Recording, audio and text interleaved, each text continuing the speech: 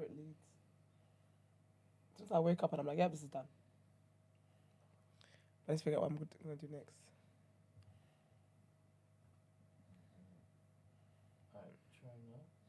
Hello. Yep. Can you hear it? Mm-hmm. In the mic, in the headphones? Yeah, but I could hear you before. I just couldn't hear the music from here. Oh, okay. Yeah. Alright.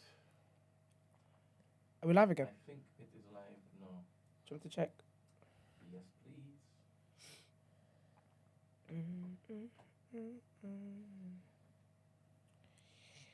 YouTube ad. Yeah, I think it is.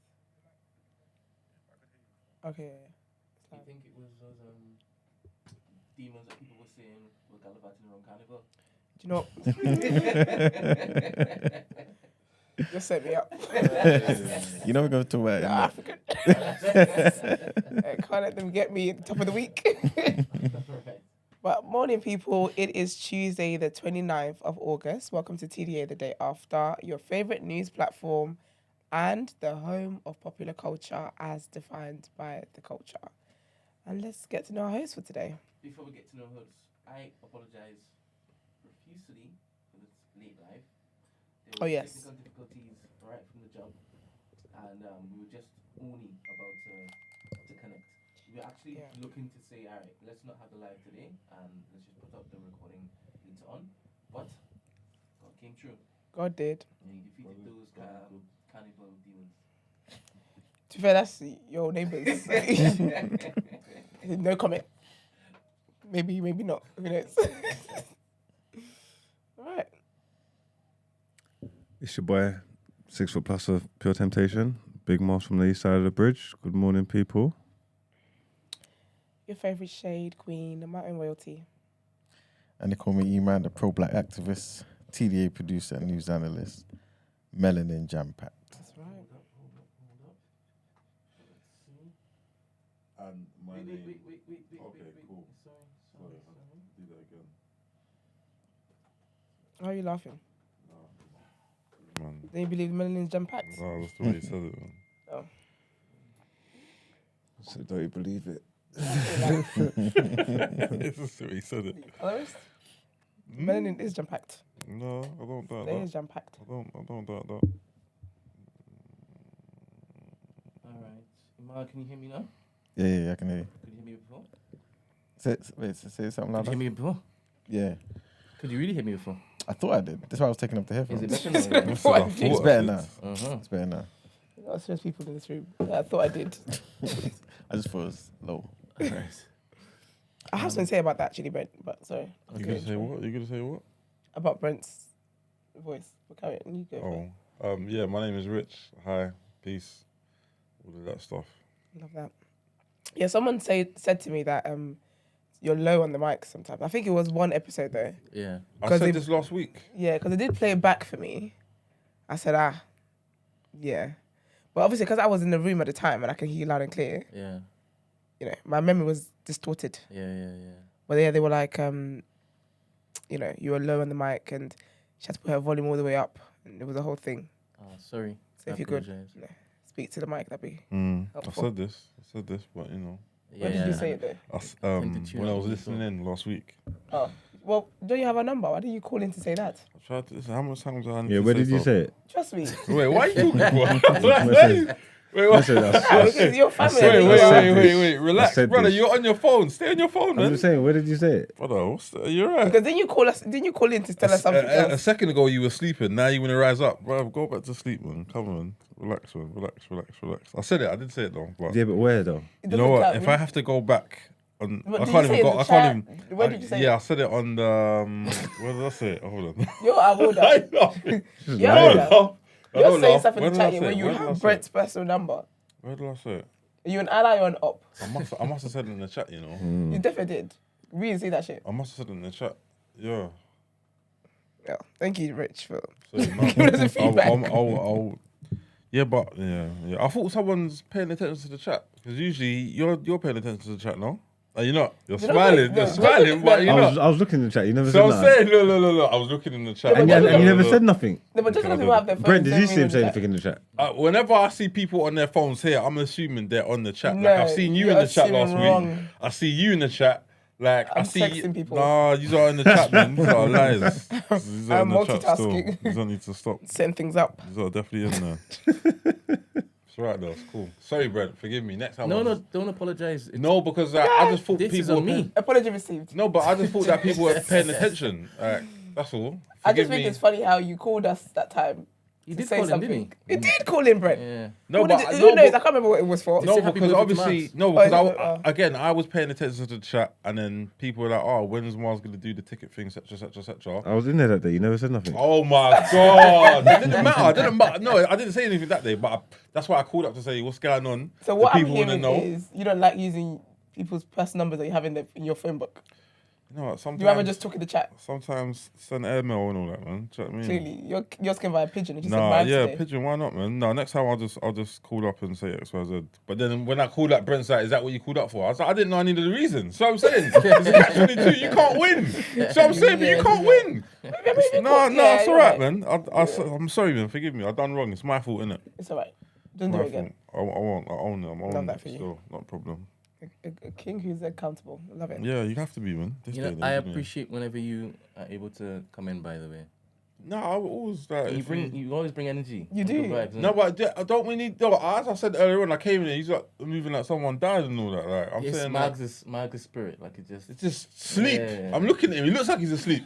Like even there, he's on his phone. Just and then as soon as people say something about me, he wants to rise up. Go back to sleep, man.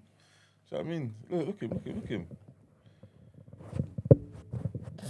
Okay, well, how was everyone's weekend? Oh, I met one of our listeners when I was brunching. You know I love girls who brunch. Big up Ebon. It was her birthday. She looked lovely with her friends. What's So her big name? up her. Ebon? Ebon. It's a Nigerian name. Okay. What's it mean? Ebon Lua. That's the full name. What is it? I think that's God's blessing or something like that. Nice name, man. Yeah, pretty name. Yeah, big up her. Shout out. Beep, beep, beep. That's why I did my weekend. Does every African name have a meaning? Oh my Yes. god. Don't My answer this middle guy. name- Don't answer this guy. Now he's a mug. Don't Leave answer him. this guy. Don't answer him, man. Isn't I topic of seen the day him by do his this people? last week. Don't Topic answer of the day is this by guy. his people, right? That's Oh, right. I've got time for you today. You know, rise up. So I'm saying. We need to tag team on this one. Hey, what's the matter with you? Actually, you can do it too. People think that you're an honorary Jamaican anyway. Honorary, you know, that's one. Honorary, that's Wow. wild. Jamaican adjacent. No, Love man. That's, All right, so I think on Friday I told everybody that there would be new rules going forward. Thank you again for everybody who participated in the Picks Week last week. Big up, y'all. I was thinking why does he keep saying it with his... If he's got it there. He's got, okay, no. Man, gotta get your man that can do both. Yeah, this is Alright. true. I heard Period. it. All right, so I'm going to put up a slide, and we're going to read through the slide as it pertains to the new rules. Oh, wait, sorry. Yes. I'm hearing people with letters are being removed. Can you tell people to pause that? Who's removing letters? Why do people have spanners? Wait. Let me see. These people. No. Message it says message retracted. So no, they weren't removed. Ah, Rebecca, you're starting rumors, man. Already? It's too early, man. yeah, don't do that, please. Carry on. Yeah, here we go.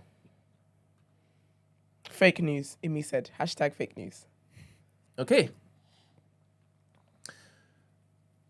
Number 1. Yes. Everyone is welcome in the chat. Faces and letters alike. Are you It's gonna do a that new after? dawn. Are you gonna It's do a that new day. after? Nah, that's that one. Thank you. It's a new day. It's a lot of noise. Moving like Sam Paul. All right. Number 2. But we encourage more pictures, more obviously. Yeah. We encourage it all the time. Pictures, guys. Pictures. Number 2. Abuse towards community members and hosts will not be tolerated. Not. Number 3. Offenders will be warned by moderators and comments removed. Period. Sorry.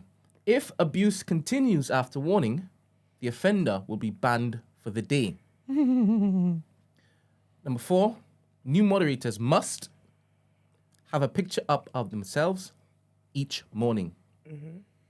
Make sure new faces or letters to the chat are welcomed.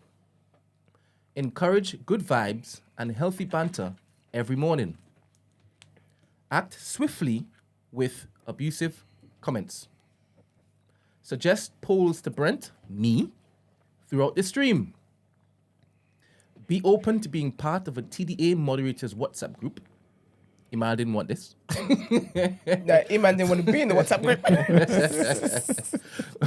Moderators will be expected to suggest theme of the week, initiatives, and other ways to make the show and community better. Give you some responsibility. And finally, most importantly, respect everyone and your responsibilities. All right, so if anyone in the community feel as though these fit right into a routine that they can basically harbor and foster, please contact me in the community. You can email me, you can DM me, do whatever. Hit me up, and you will join the moderators crew. Thank you. The we're recruiting is sending me. Yeah? I love it. It's cute. It's really cute. It's really nice. Yeah. Great job. I think this is a good. I think so too. This is just good, man. Let's just move forward in good light and All of that stuff. such. Terms and conditions or conditions. How was it received in the chat? But there's nothing that's bad there. I don't know. I was just saying. You're looking for people who would be like you to find some hole. I don't know. It's just a general question. Something to complain about. Yeah, there must be someone that's something to complain about, no? I don't think anybody's complaining. They haven't entered the chat yet. Not yet. Are they complaining? Huh? No, I don't think they're complaining. I was complaining. No, everyone looks like it's But there's a lot of people. Are you going to say that again when more people come? no. Rewind, bruv. Rewind the live. I could say it at the end of the show. True. Yeah. Because there's a lot of people that's not in yet, innit? Yeah. Maybe they're Fair the enough, ones you're that we right. don't want to recruit. You're right. Maybe I'll say it in the middle, Set at the end. just of- before Woodon Road, and then at the end. It's a good idea. I can see you trying to basically you do the same thing you were saying the people in the coming. Because I'm like, the people that are here are the ones that are ready and willing to go. Maybe the ones that missed the message are the ones we don't want to recruit. You know what I mean? I'm playing. I know people had a busy weekend and people are hanging. Okay, I think that sounds really good and sounds great. Yeah, man. Love it, man. All right, well, let's see. Do we have a question All of right, the day today? the DMs are coming in already. Are they? Yeah. Period. Nice. Do we get to Names vote? too. Huh? So who's the panel? Can I be on the panel of selection? So basically, when you volunteer, yeah, or when you put yourself forward, does that mean you get the job? It's just Emmanuel and I going to be deciding. Boring. Why don't you have a woman on? Why don't you have a black woman on the panel? Sorry. Damn it. You're unlucky. All right, fair enough. All right, question of the day. Describe how you would spend a perfect Sunday. I don't like doing much on a Sunday. I visited a church this Sunday, actually. I'm trying to like worship with other believers here and there. So one Sunday a month, I'm going to go to a different church. Same religion. You know, that's right. We don't branch out. He's very looked at Emmanuel when he said that. I looked at Emmanuel when he said this. I looked at Emmanuel, I was like, yeah, that's right. You're not doing that. One Sunday he does Islam of Nation of Islam. The next Sunday he does... Brother E-Man. You didn't know that? He's Brother No Iman. way, you don't do that. What? Where have you been?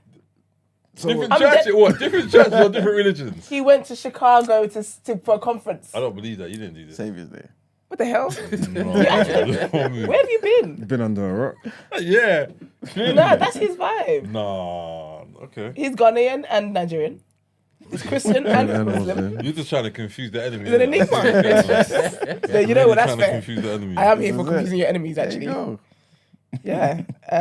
So yeah, that was fun. Well, yeah, my perfect Sunday is going to church in the morning, coming back home, having lunch, putting on my favorite show, having a nap, going on a walk. I think that's why I'm down bad. I went on a walk on a Sunday morning. It's cold as heck. It was so cold. I think that's where my situation is currently. That's what happened to me. How early? It was 8 o'clock. Okay. Which is later than Chilly, usual. Yeah. But then I tried to get hot chocolate. The girl behind the bar didn't know how to make it. Tasted nasty. I had to go back and be like, I'm sorry, I can't firm this. Then the guy who made it for me, equally as horrible. But it's one of those fancy cafes. I paid like £3.50 For hot chocolate. for a small hot chocolate. Yeah, And it was barely hot or chocolate. Yeah, they mugged you. So, yeah. That's my Sunday. I like a chilled Sunday. I don't like doing much on a Sunday. I feel like when I do too much on a Sunday, it spills into the rest of my week. If I don't get enough rest on a Sunday, I'm just tired the rest of the week. So that's my vibe. Okay. Chilling with a sweet one. Assuming that's the hot chocolate. No. A man. Okay, cool. Also, sometimes. That's my Correction. Cool. What about you guys? Mine will be a Super Sunday. Come on. Mm-hmm. Zup, zup. Okay. I Yeah. get it. That's great. No. A real Super Sunday though, not one of these. Yeah, you big You know what I'm games. saying? You went 2 big Not games. not one of these rubbish ones. Yeah, they say super. Proper They say Super Sunday, and it'll be like one big game, and the other one will be like mediocre. When it's a real Super Sunday, it's like 2 big games, like a Chelsea, Liverpool, or United, Arsenal, at 2:00, then 4:30 type thing. Obviously, you don't care about football, so that don't. I do not think That I'm goes- talking about that football, goes- I'll be that honest goes- with you. goes I thought over it's your- just some kind of innuendo. That goes over your head. No man, that's the best type Yeah, of that's the Sunday, best man. Super type of Sunday. Sunday, Honestly, I hear you. I feel I like it. one Super Sunday. Mm. Like one Super Sunday. That's all I can handle. So it's great. So one, you know, what, the whole season? I'm a lover girl, innit? I stay true to my club. You know what I mean? That's my vibe, yeah, you know. Committed. Stupidly, but committed. Eman, what's your Sundays like? Guess waking up early, going to the gym. Depending on how early I wake up. So let's just say I go, let's say, I don't know, 4:35. AM Yeah. That's the best time to go. on a Sunday. In the morning? Yeah, that's the best time. That's Bro, it. are you even sleeping? Yeah. On Yeah, a the Sunday? Is that what time the gym opens? Some of them. So It's just 24 hours. Oh, it's 24 24 hours. hours, yeah. Okay, cool. 24 hours. What gym? You wake up that early on a Pure Sunday? gym group do that as well. I hate Pure Gym, man. Yeah, most days are like, yes, yeah. That's so crazy. That's one thing I can't do, you know. I can't work out on a Sunday. No, I can work out. It's So you can Lord's go in the Day. gym at 4 a.m. in the morning and people are there. No, Yeah, no, I know. he's you only there. get like one or Pure two. Gym, yeah, that's possible. Pure Gym, it's possible. You only get like a handful of people, like, yeah. But that's good Three because no one's people. asking you how many sets you got left. I hate Nothing, that. yeah. These are all perverts. No, what? What? What did you say? How's that work? If you go in the gym at, I don't know, 3:45 a.m., you're a creep. And You're a creep. anyone Why? that's in there with you, I feel like the words are missing me. You're a creep, you said. Yeah. Yep. But there's no one there to creep on. that's why it's even worse. That's why. You're dumb. No, but it's about it being free, in the though. gym at 4 a.m. in the morning are pervert. It's about it being free, though. Pervert. When's the Yeah, last time that's- you went to the gym, actually? What, 4 a.m. in the morning? No, in Never. general. I ain't been in about 2 months. It's crazy still. I hear you. No, obviously that's about it being free and no one getting in your way, and you don't have to wait for machines or get a tap on the shoulder. Hey, big man, how much sets you got left? Yeah, I tried to go to the gym yesterday, you know. I walked in. 'Cause I wasn't feeling too well, but I thought, let me go anyway. Walked in. It was so busy. I walked straight back out. Yeah, see. Because I saw my sister when I was walking in. She was walking out. What time She did you get left. there though? This was, I had a Pilates class at 12, so 11-ish. Busy at that time, bro. Bro, I was like, don't you people have stuff to do? I walked in, saw that. I said, I'm not even doing this. This is stupid. Because at the machine I needed, someone was on it. And they were on their phone. And I said, I'm just not even doing this today. So I walked out. And then I ended up right behind my sister. She trains me. So she rang me. She was like, are you all right? Did you just get in? I said, yeah. I'll go back to bed. So you guys gym on the... No, your day is busy. So 4:35. I mean, this is ideal though, isn't it? So it doesn't always happen. This So is you might ideal. get there at 6. When's the last time it happened? Probably last time I went gym. This is the last time. No, wow. Okay. Fair. That's fair. But every time I go gym, typically it's like super early or it'll be after TDA. Okay. Yeah. I hear you. So so ideally though, like just get it out of the way. Yeah. Then after that, go home. Again, ideally, go to church as well.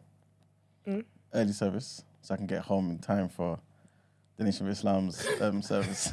You're talking. Get you a nonsense. man that can do What? both, period. That's okay. No, Fair. I'm not. And no. then I've done all my messaging and Here it is, his by pastor. 12. He's faster thinking he's keen for the word, not knowing he's trying to catch the other word on the other side. The contradicting word.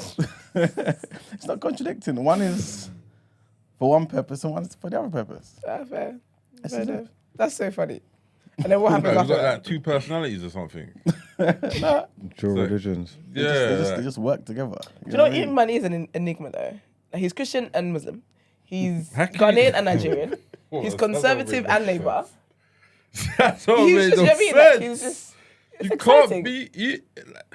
Because you never know. In life though, in most things, right, you're not just one thing. You're not. No, I understand if you're taking little bits out from both. There you go. But to say that you are both is 2 different things. No, these lot call me both. Okay, cool. Yeah. I mean, it's not just us in the room. This is, Everybody calls sounds it both. wild. Every man. watcher of this show calls So it you both. might as well take up Judaism or whatever it's called, and that Hindu, Sikh. Nah. I mean, why not take stuff out? No? I mean, there probably is some good stuff there as well, but that's what I'm saying. That'd be So- tricky for you though. Why? Because you know, like, is it Buddhists that believe you come as a reincarnated? Like, what would you reincarnate as? An ant. Just walk in the church and people start looking at you strange anyway, like kind of thing. Like, why are you here? Type of thing. Can you imagine? No, well played, man. Do you know what I mean? If you wanna take out. And then at this point, we're like midday because your day is flipping long because you started go. at 4 a.m. Go home. I need to eat. You know what I'm saying? Definitely need to eat. Like So, worshipping and all, yeah. Kale. Kale, pure cow. Did he even wash it? cauliflower wings. No, you have to eat them. Vibe. What's it? Just said cauliflower wing. Treat yourself on a Sunday. That kind of vibe. You gotta get, tofu in there and that, Spend time with the family. Maybe go see some family. Come home. Rest. Yeah. Watch some boxing. If I didn't get to watch it in the early hours of the morning. Oh, yeah. And then, yeah, man. That's it. I like a chill Sunday, man. That's not Brent. chill Sunday. No, his is silly. His not is like chill. boot camp. He's woke up at 4:30 in the morning. Not a chill Sunday.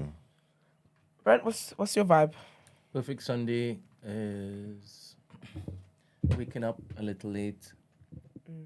What's a little late for you? Because you know how I guarantee about your sleep. 8, 9. Okay. And then probably bathing, church,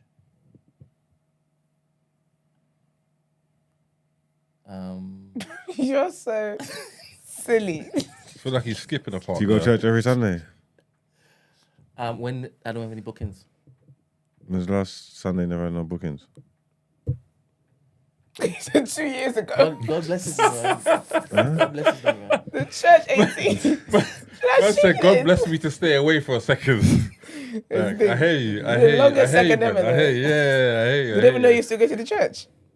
I tune into the web. Oh, somehow no. all the Okay. time. Fair enough. Yeah, so I always have playing in the background. Okay, fair. Yeah, my church is able to do that. And then I do some editing. Make sure that I've started the week without Yeah. any baggage, Backlog. and that's it. Yeah, it's just a chill one. Yeah. I get the vibe from everybody. The children. Yet somehow everyone comes here on a Monday morning tired. I'm not tired. You are Everyone's- tired. You speak for yourselves. Do you know what I mean? I'm not tired. Cold showers. I'm good to go. Come on. I don't know what you're talking about. I don't know what you're talking about. But me, I'm good to go. I'm ready. We love it. Trust me. We love it. That's the way he looked at you. You're like, when I backhand you. Utter disgust. You know when someone looks like utter disgust? It's cool, Okay, man. well, I love that for you, Rich. The rest of us come the on, time, man. I love that for Come you. on, man. Come on, man. All right, well, we've got a lovely show planned today. So let's get into our first headlines.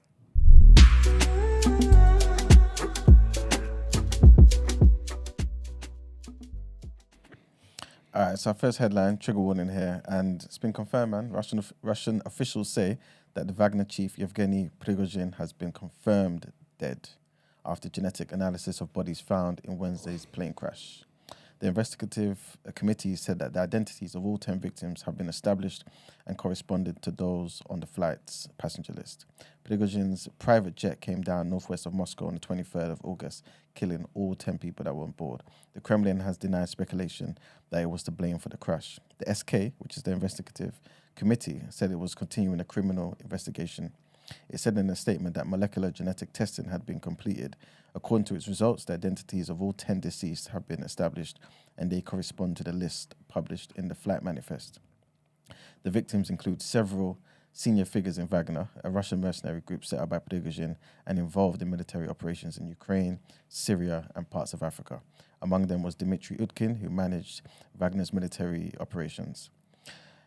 The next headline, trigger warning here, and this takes us to America, where the Florida governor, Ron Desantis, has been loudly booed at a vigil for victims of a racially motivated shooting. The Republican candidate for president was heckled in Jacksonville, where hundreds gathered on Sunday to remember the 3 victims of the attack. He was forced to step back from the microphone before a member of the city council asked the crowd to listen. Jacoby Pittman said, "It ain't about parties today.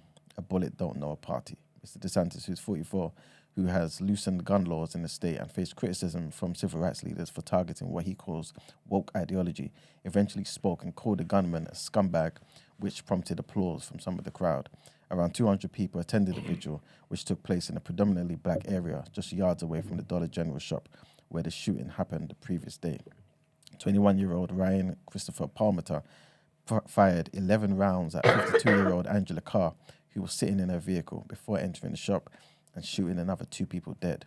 Arnold Laguerre Jr., who's 19, worked at the Dollar General and was killed as he tried to flee. And Gerald Deshaun Gallion, who's 29, was shot dead as he entered the premises. Another woman was chased but managed to escape. As police arrived, the attacker turned the gun on himself and died at the scene. An AR-15 semi-automatic rifle and a Glock handgun, both legally obtained, were used in the shooting, and police have said that the gunman was motivated by racist hatred. And the last headline brings us back home, where Londoners celebrating Caribbean culture at Notting Hill Carnival have been back winding their way through the streets of West London for the famous parade's 55th incarnation. Dumping sound systems accompanied colourful feathered bands with representations of everywhere from Martinique to Mauritius.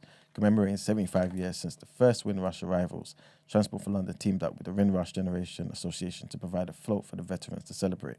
In another poignant tribute, sound systems fell silent for 72 seconds on both Sunday and Monday to remember the victims of Grenfell, the Theroux, which can be seen from various parts of the route.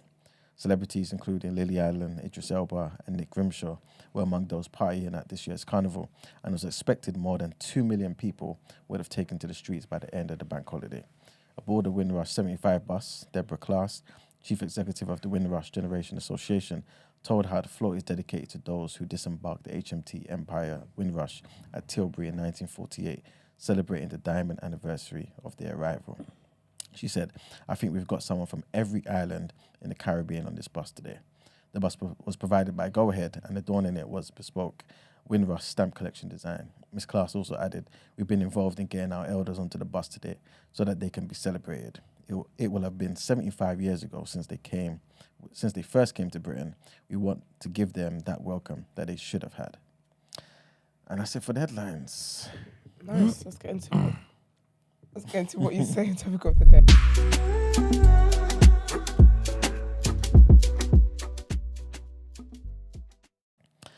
All right, people. So, as we kind of intimated earlier, today's topic of the day is going to be about Carnival. And the question basically is, should Carnival be more inclusive? Do you feel like it's inclusive enough? What? When you say more inclusive, who else they want to include? Everyone's included, bruv. That's what I'm saying. So, piano stages and all sorts.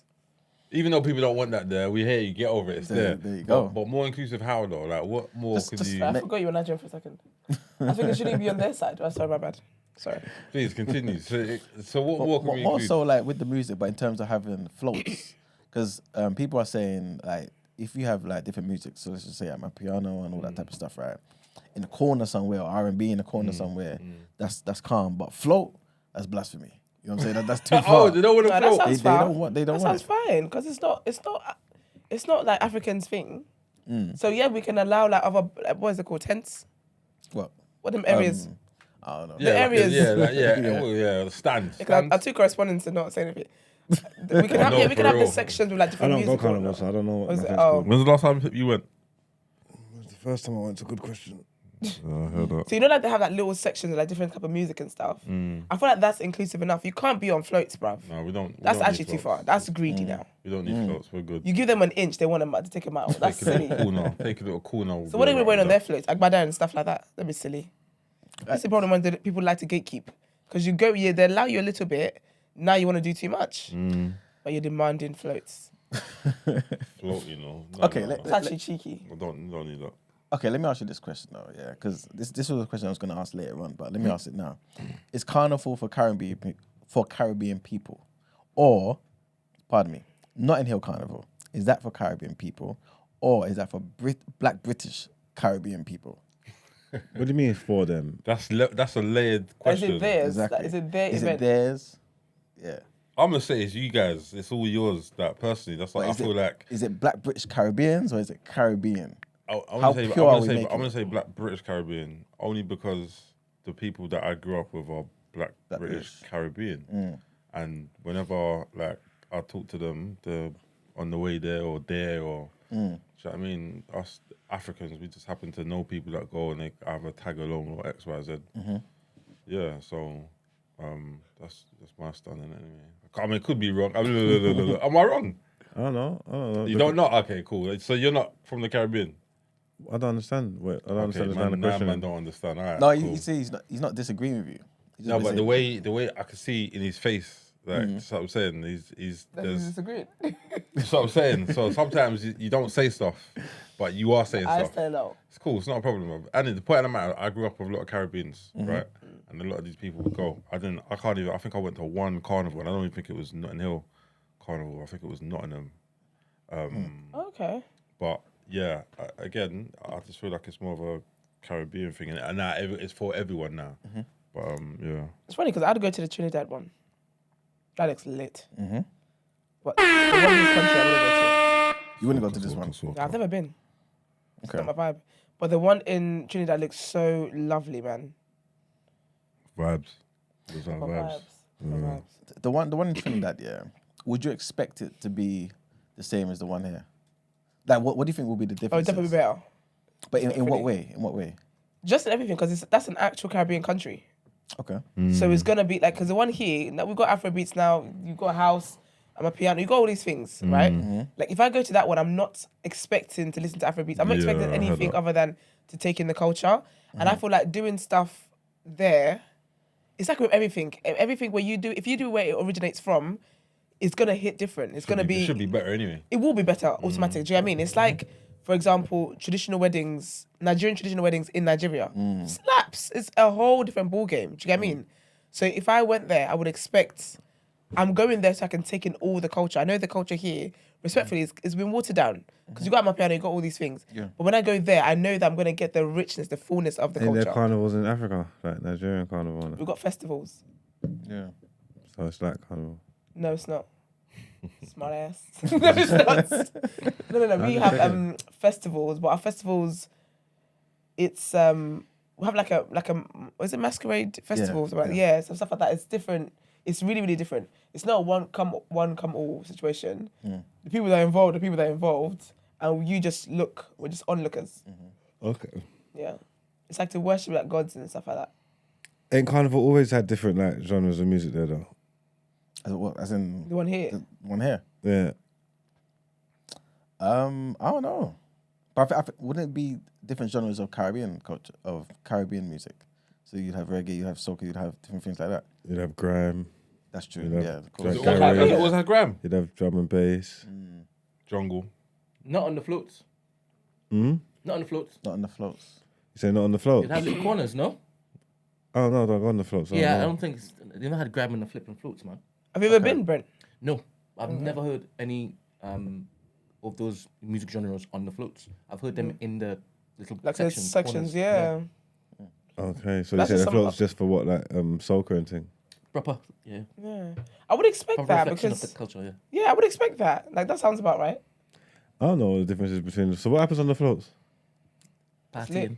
That's what's happening everywhere in the streets. Is that the Basically, VIP? yeah. The VIP part. So that's the same as the sections. When you go to that rampage and that, you go to the section for the DJs and you just go to the section and chill out. It's good music. Ain't it all the same shit? I wouldn't think so. Just less walking, It sounds man. like the float would be like a You presentation in a of vehicle. colour No, and yeah, well, yeah. vibrancy and everything. Okay. But some floats are just like branded, like sponsors, brands and that, innit?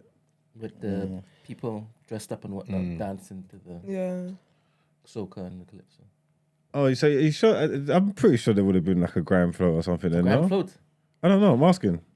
It doesn't sound right to me. No. Can we ask people in the chat? Because they seem like they go carnival every year. Yeah, anybody who has gone to carnival Call up, frequently. please. Christy, can you call up, please? Yeah, call up so we can ask some questions, please, because none of us went. Yeah. But I mean, I just want to make it. I'll go carnival here if it was like with a brand I'm being paid to go. I'm not going out the goodness of my heart.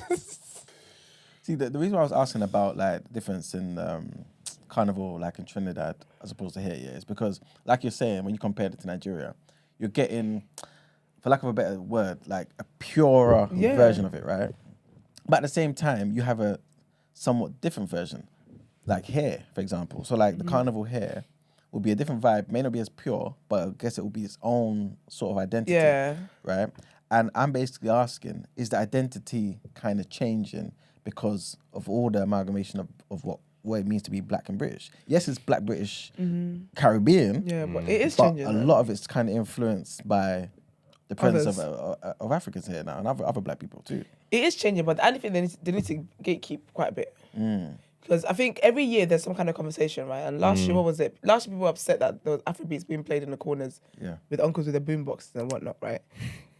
And now this year, do you know what I mean? So every year that the audacity gets deeper. Why was the problem this year? Because this year they want floats. They want Afrobeat floats. Oh, okay. You can't have that. You can't have a Nigerian float. I don't care for it, man. I'll be That's honest cheeky, man. with you. I don't If care for it. if they give them the float for next year, the topic of the day next year is gonna be, well, we want to wear our native wear. We don't want to wear, what is it? They don't want to play mass. They want to be in there with a gele if that's what they so feel. No, man, it's someone else's culture that they're sharing. Because that's what I've heard a lot about as well. In that Caribbeans are happy to share their culture with other people. We're sharing our culture with you. We're not saying come in and start rewriting our culture. We're sharing it with you. So for me, if I go to a Caribbean carnival, I'm expecting to learn and embrace. Why did you mean like that? Nothing. I'm expecting to like embrace and enjoy the Caribbean culture. I'm not going in there to feel like I want to be represented. That's one place I'm not expecting to be represented because I'm going into someone else's culture. I can't go to a Japanese restaurant and be upset they don't have jollof rice sushi rolls. Don't be silly. You're there to experience their culture. Yeah. So what does gatekeeping look like though? Like practically, how can Caribbean people be like, look, No floats. So you're allowed to have your little sections if you want to do that. That's great, but no floats. Like the floats, we're gonna keep that as what it started as, basically. Don't need a float anyway. I don't like. Well, just too much, man. What next? The whole Theroux, the whole costume and This is it. people. Because it will only get deeper. When you give people an inch, you take a mile. I agree. Okay. Another criticism was the whole jab controversy thing. You got the video? Yeah, I got 2 videos. What's Yikes. jab? What's jab? You better find out. So, yeah, I'm gonna show you. It's, So, Brent, there's a link in the I think I saw a video yesterday. This might be the same one, but Okay. we'll see. Okay. Yeah, I saw some wild video, boy. Jesus. But okay, whilst Brent's getting it up, right? Basically, there was a lot. It's emancipation. It's not a pagan holiday. We celebrate it because of emancipation, of when we came out of slavery. The black people came out of slavery. But when they see the chains, means that we break the chains of slavery. Good. Yeah, so that is what we celebrating right here, right now.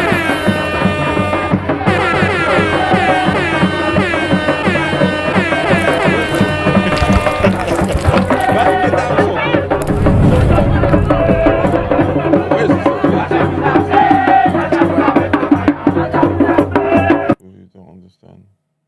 Yes. So basically, I think I'm not too sure how many people came out like that, right? Where's the other video though? Which one? Remember the guy's lips in a skeleton? Oh, I've not seen that one. Nah, that's the video you need to play. I'm getting Okay. it. Yes. That's the Get that one out. video. That's the video we need to play. Up in here. Okay. Yes. That's not Because real. it is. That's not real. No way. That's not real. All right. So How do I get it to you, Brent? whilst Esther's sending that, right? Brent, should I Yeah, airdrop it to you? What I'm should I do? confused. I've Email. got pure Can you email, questions. please? All I've got is questions right now. That's the video. I thought, what's this? I thought you were going to play that one first and then the explanation. Hold on. Wait, he's sitting on the street. Bro, his lips in. And it looks like he's got like a dead fish hanging out of his mouth. Ugh. Sorry, I'm reading something else. That's what made me say, oh. Forget. Yeah. Okay, I've emailed it, Brent. Okay. Yeah.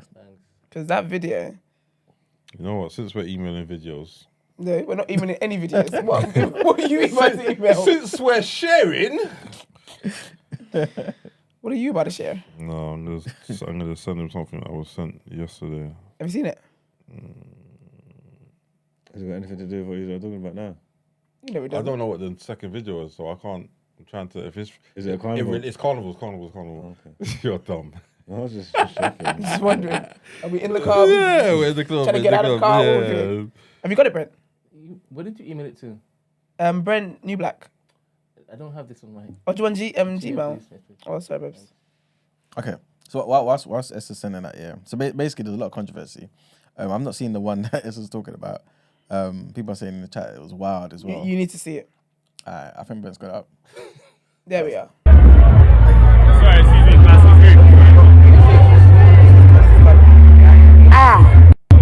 Wahala. What's that about? Sorry, excuse me,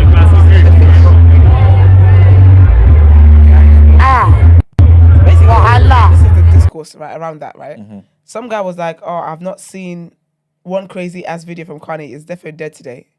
Then he saw a crazy. Nope, my bad. He saw that video. Then he said, "What the fuck have I just witnessed?"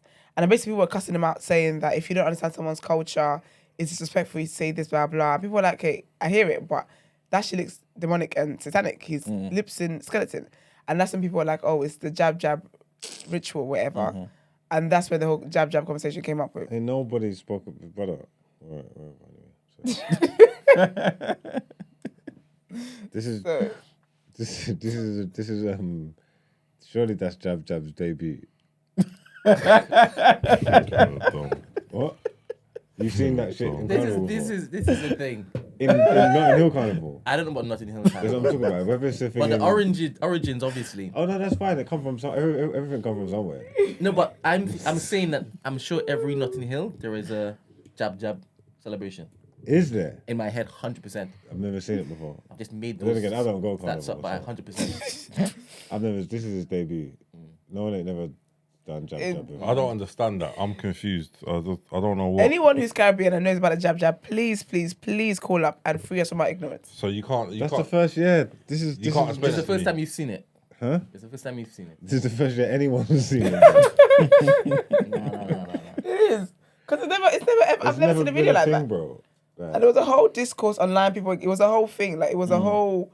I know fight. bear grenading people as well, so Yeah, Grenadans. There's a guy who's from Grenada. he ain't seen it. Yeah, he's seen it. Oh, he's seen it. Did the whole thing. And then someone's on. Do you know, we live in a very interesting world.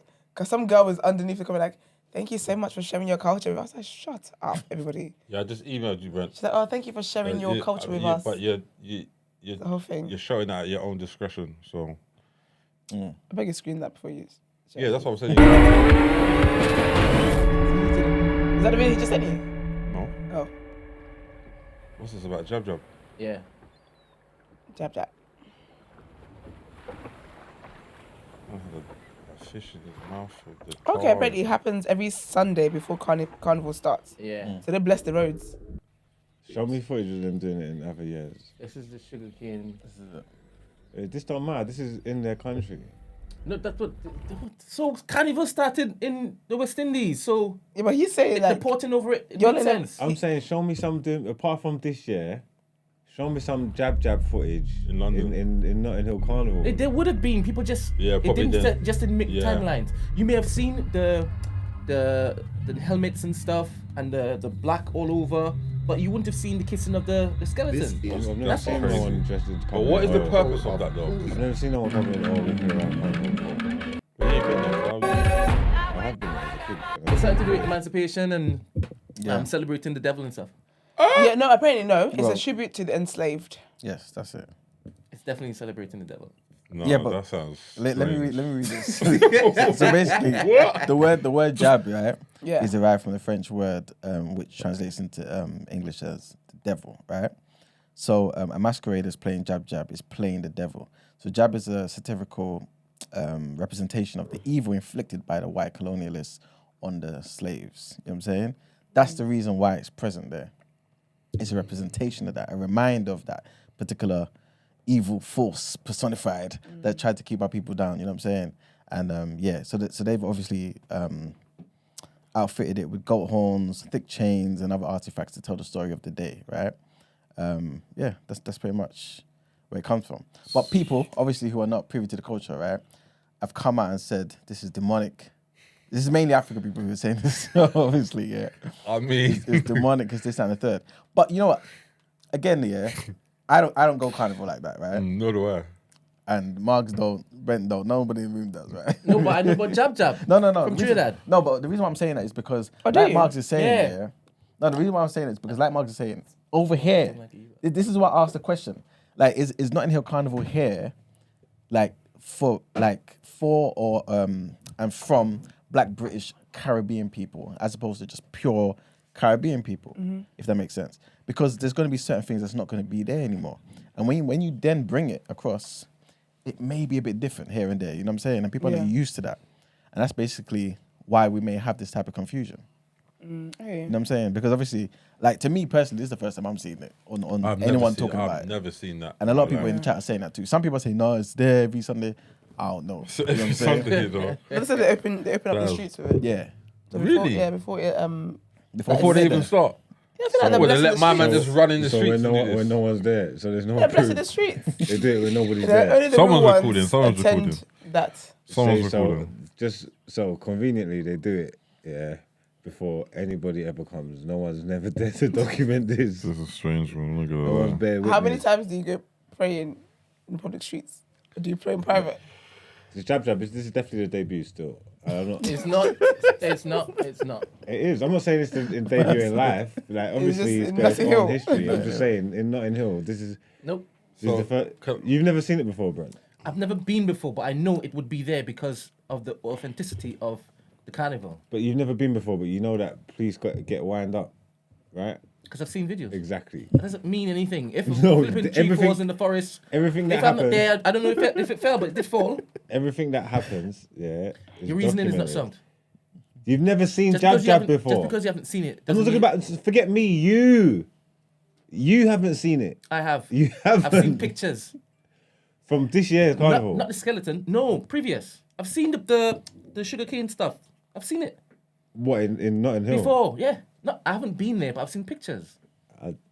What should I Google? Tell me what these pictures look like. Just type in jab Notting Hill. That's it. It's all going to be pictures from this year. If you say so, but you will find out it wouldn't be So this is something these guys do every year. every year. Yeah, so Noreen in the chat Celebrate is the saying devil every year. they do it from 4 till 6 in the morning. Oh, 4 to 6 in the morning? In the morning, yeah.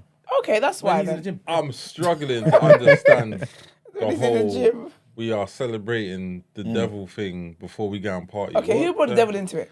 It's not a celebration. It's not of devil, the is it? devil. I know. I'm just read saying In this. Trinidad is much worse. The Is it? graphic nature of it is Yeah. much worse. They eat more than dead fishes and lips skeletons. I don't So know what? what Did eats they in eat? dead Actually, fishes. they're not. No, that's. I don't know about all of that. The What whole was in his goat mouth? head and Was it a dead fish? Or was it actual fish? Or was it whole a fake? aspect. I the just whole like goat fish. head being cut off and No, everything. because the first video you showed, it looked like Curry a goat. squid or Yeah, it something was. on Curry my goat, man's no. face, moving Curry and all goat. that. It's they don't curry it, no. Was doing this.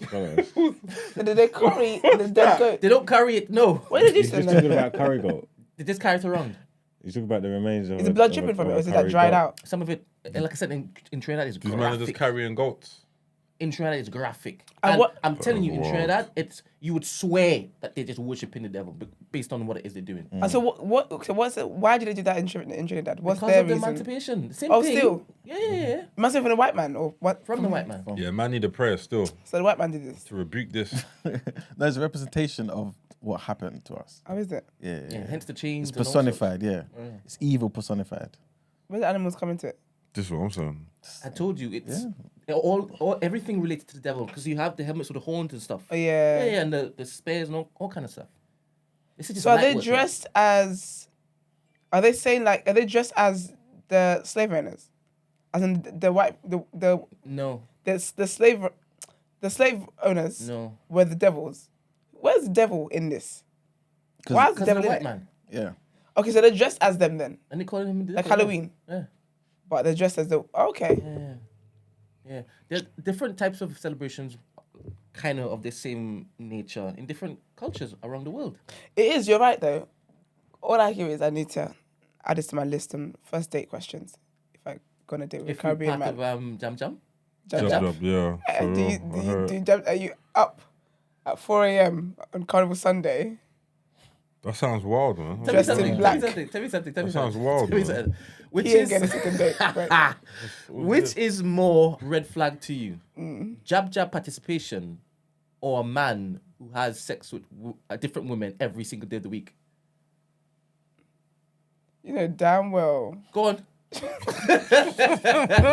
on. What am I first? The same Esther sitting there. No, I'm a Christian first. Jab's worse.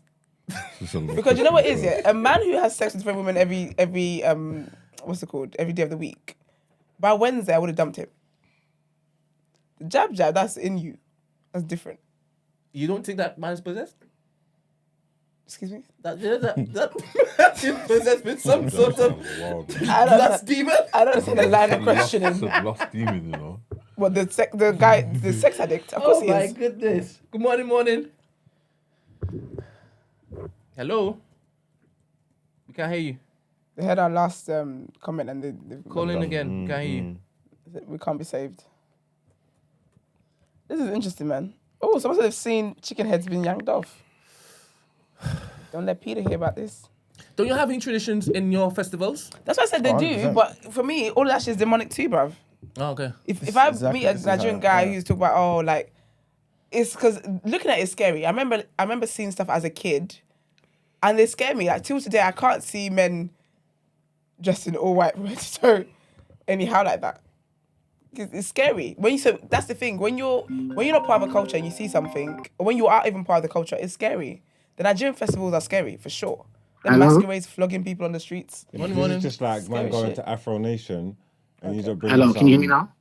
some We can't, hold African up. tradition to Afro Nation This is it. and talking about, oh, it's been We our do this. tradition, it's been there forever. Like, what are you talking about? That's fine. There's two But things. you are debuting. This is You the get what I'm trying debut to say? here. But this is the debut here, though. Like, Wait. Are you still arguing that they debuted it this year? What, jab? Yes. Oh, 100%. All right. Good morning, caller. I'm laying up on that. Until I get receipts, Good morning, everyone. How we doing? and I'm not. Fine, I thank don't you. want no How are you? professional opinion either. I want receipts. I'm well, thank you. Margs, man, as the Caribbean representative on this show, man, you can't be doing this, man. Brother, what do you know about jab? brother, I've been going to Carnival since I was young. I've been going to Juve morning since I was, 15, 16? Juve, 4 a.m. Juve's different. Yeah, I'm talking about Notting Hill Carnival. It's not different. It's not different. It's like What you lot are doing, hold on. What you lot are doing, yeah, you're making it seem like the whole of Juve morning is jab. Jab is one part of Juve morning. Yeah, what you have to realize is the paint and the powder that we throw is meant to be the opposite of the jab thing, of the black paint. So the black paint represents our colonizers, and we throw paint and powder to say we're overcoming it. You get me? Okay, but in Yeah, Notting so Hill just Car- one part. So it's how just many one part, times have it's you just a done jab couple at man, the Notting whole Hill? procession with it. Sorry? How many times have you done jab at Notting Hill? Enough times. How come you've never done it before? This is Why the 2017. fuck would I be This is doing that 2017. shit? 2017. This is 2017 jab. That's jab. not Why jab would- jab. Yeah, Notting Hill. Didn't you see the helmets? No. I'll show you some helmets. Is that Hold on. Notting Hill? Oh, you That's a definitely- Jove thing. That's colours and life. We No, know wait, about that. I'm wait. talking about. Show me the man in all black eating the fish heads. Show me that. If you show me that, then But I'm you see- I'm but you see I'm pictures, yeah, now relaxed. you're saying show I'm me. not- what you're showing me here, we're not new to all of this. We know about all this. So you know about the same helmets and the black skin and whatnot? No. I just know about the colourful thing. I don't know about eating fish heads in black oil. That's crazy. I don't know about it. No. And What I'm saying, I'm and showing he's you saying he does it. 2017. He's saying he does it every year. I'm showing you 2017 clip. Have right you got now. one picture of you in all black eating a fish head? It's not me. I don't do it because it's not part. It's not part. I'm not from those islands. Huh? Can you see this head? I'm saying I go to Juve. This is what I'm saying. It's chin? a different. It's the whole thing is Juve, and then a couple man in the Juve morning are doing it. It's only a couple man. Okay. It's like a representation from that island. Is that a white person? Yeah, Not but every island does that. When is Juve? Juve is at 4. Well, in Notting Hill, it's at 4 a.m. every Sunday. Is what? Every carnival 4 Sunday. a.m. It's every at 4 Sunday. a.m. every carnival Sunday. Oh, but when is it? Juve morning anyway. But it goes on throughout the year, different times though. When's the official time for it? Margs, man, get with your Official people. time for what? For carnival or for Juve? Juve. 4 a.m. every carnival Sunday. It's not just Carnival Sunday when they're doing Juve. I see people doing it all. No, okay, because there's Juve. Okay, there's different Juve. Singular Juve celebrations. The official Juve for Notting Hill Carnival is 4 a.m. every Carnival Sunday. Now you might have Dreamland, you might have Rebel, which are Juve parties, dirty mass parties in themselves. People When are they? When are they? It depends when they want to put them on, but a couple of them are a couple of weeks before Carnival. One of Dreamland is the Saturday before Carnival. On that Saturday, typically, Rebel is usually a week prior, I believe. Yes, It depends. It's an event, isn't it? So that's their own entities, isn't it? I'm saying. So when do they do it at Notting Hill Carnival 4 a.m.?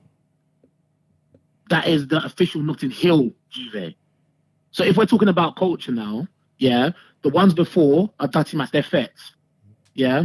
The one on at 4 a.m. on Carnival Sunday is the official cultural Juve morning. So have you got pictures of you doing it? Yeah. Show me them. Show me some.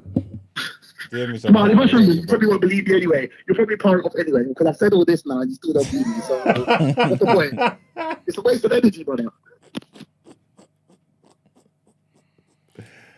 But also, people are mentioning in the chat, and also Shayla sent me this article where they're basically making it clear that it's core to the culture of Grenada. Core. Yeah. So this is not something That's what got you caught. like it's not something that I guess typically every Jamaican will know about, or other countries like in the Caribbean. Okay. But it's typical in their Grenada. thing. Yeah. So what do Jamaicans do then? And they got something. They turn up for the main part, man. I was gonna say, like, do you go home afterwards? Like, do you after the morning thing? Do you go home, come back? Do you stay there the whole day? No, me personally, I mean, my family home's in St. Albans, so I'm not going anywhere. What I usually find is like one of my brothers in West, go shower quickly and then come back at like midday to jump on the band. Oh, okay. So are you from are you Jamaican? No, sir. Far from it. I'm from 3 Islands. I'm from Barbados, Trinidad, and St. Vincent. Okay. I said no, sir. Don't do that. Yeah. Okay. Sorry, but yeah, from 3 Islands. No, but don't we all apologize. we all have different traditions. And I'm not going to say like I'm the most clued up person, but there's nuance within each island. That's what I want to say. And I feel like that gets lost in translation a lot when us as black people talk about this. I think that as Caribbean people, especially second and third generation, we do need to be more clued up, myself included, because I hear people like Esther and Iman talk about their culture. Yes, they might have been from it, they've lived here for a long time, and they're very much clued up. And during these conversations, I might have given you a lot of piece of knowledge, but I can't give you the full knowledge. So sometimes it comes across as French. whoever's talking Jamaican about it, people get don't me? know nothing about no blood clot jab. I tell you that. You don't know about jab. I'm not talking about They're not but doing it. If I ask you about the nuances of Jamaica, would you be able to tell me? it. They've never Yeah, done but Margs, this. if I ask I'm not you saying about in nuances Grenada within or other Jamaica, parts of the Jamaican Caribbean. culture, would you be able to tell me? I'm talking How do you go about celebrate Carnival? Jamaica. They're not walking around eating fish head in black oil, rude boy. No, I hear you. But again, I'm going to ask you again, though. If I ask you about the nuances within Jamaican culture, would you be able to tell me outside of the food? What kind of nuances you want? What are you looking at? Should I tell you about Brian Lady and how we live in St. Anything. Thomas? If I you want me to tell you? Is that what you want me to tell you? But if I was to ask you, are there any form of carnival celebrations in Jamaica? And what time of year is it? Would you be able to tell me? Would you be able to tell me the history of where it started? Oh, what was I going to say to you? Oh, this is going to be a proper thing as well, man. What's it called? What? Man looking at the Nigerian, you know. Oh, Brick Jam. There you go. Ain't that here though? No, it's in Jamaica. Oh, because I went to something in kind of south. I thought it was called Britjam or whatever. Probably Google that, please. You are Jamaican adjacent. I'm not, though. I just know a couple yard What's man. the Man tap me, What's you the know? thing called? Exactly, that's Dream right. Weekend. Dream Weekend. There you go. Man said Dream Weekend. Okay, all right. There you go. Dream Weekend. Oh, I'm shouting too early this morning. So Dream Weekend, man. caller, yeah, can you break it down for Yeah. us, yeah? So what? 4 o'clock, yeah? Sharp, Yeah. jab goes on, and the Juve thing, right? Well, not sharp because we're black, but around 4 a.m. Okay, we'll cool. start. Are they And parts then of the same it's celebration? It's the same route. It's the same route as normal carnival, but because there's so many less people, Yeah. it doesn't go on for hours and hours. Like there's no big trucks like that. There might Okay. just be a couple trucks playing some music, Okay. going through the street. It's actually mostly speakers. Like when you see people in carnival with their own speakers, it's actually mostly that because obviously noise. Yeah. And we're throwing paint and powder. So, but first, right? The jab goes through Yeah. first, What isn't did it? I say? Peas? Right. So we basically, Yeah, from what typically. I'm getting from you, right? The personification of evil, right? Going through the street first, and then in response to that, we're throwing the, Yes. the It's powder. us. Remember carnival. A lot of carnivals are there. I'm telling you that.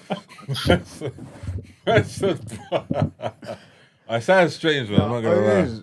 You're right. There's Okay, but of course it sounds strange. Of course it does. There's nothing that Nigerian people talk about where that sounds strange. But I can't react like this. Doesn't get cussed out. If I see enough people, I saw it in the chat. I see enough people wearing sexy witch and doing Jeffrey Dahmer. Nothing being said in October. Not a damn thing. People doing Cinco de Mayo with the death skulls, drinking tequila out of skulls. Not a thing is being said. But then we're throwing our hands up and causing the ruckus. It's true. It's true. Do you know what I'm saying? And I get it. I might be taking it personally because it's kind of part of my culture, but I have to take it personally, unfortunately. All right. Let me ask you this here. Do you believe in gatekeeping carnival? To an extent, yes. I understand that we live in London and in England, where this isn't our land. Let's have it straight. This is not our land. And this is a part of the culture that's brought over, and it can't exist without. I mean, black people make up 3% of this country, and Caribbean people make up even less of that. So it can't exist without other cultures. It would just be nice to have some form of what's what I'm looking for. A big representation being a part of the Caribbean, and just some form of thumbs up. Yes, we recognize it. We understand why we're here. I often say that if Ghana and the part blows up, there would be a big noise being made if there was a soca flow or soca stage. Do you know what I'm saying? We need to always understand the history of or in my opinion, understand the history of these things, but also let people have their thing sometimes, man. Yeah, it makes it fun. This is it. And also, I wanted to ask you, what is the big difference between like having a float and having like a stage or something? Okay, cool. So obviously, well, it's to do with the movement. A float, you're actually going through the procession. You're going to be with the trucks. So it's all those people in t-shirts and in costume at the front of the truck, and in t-shirts typically behind the truck. Okay.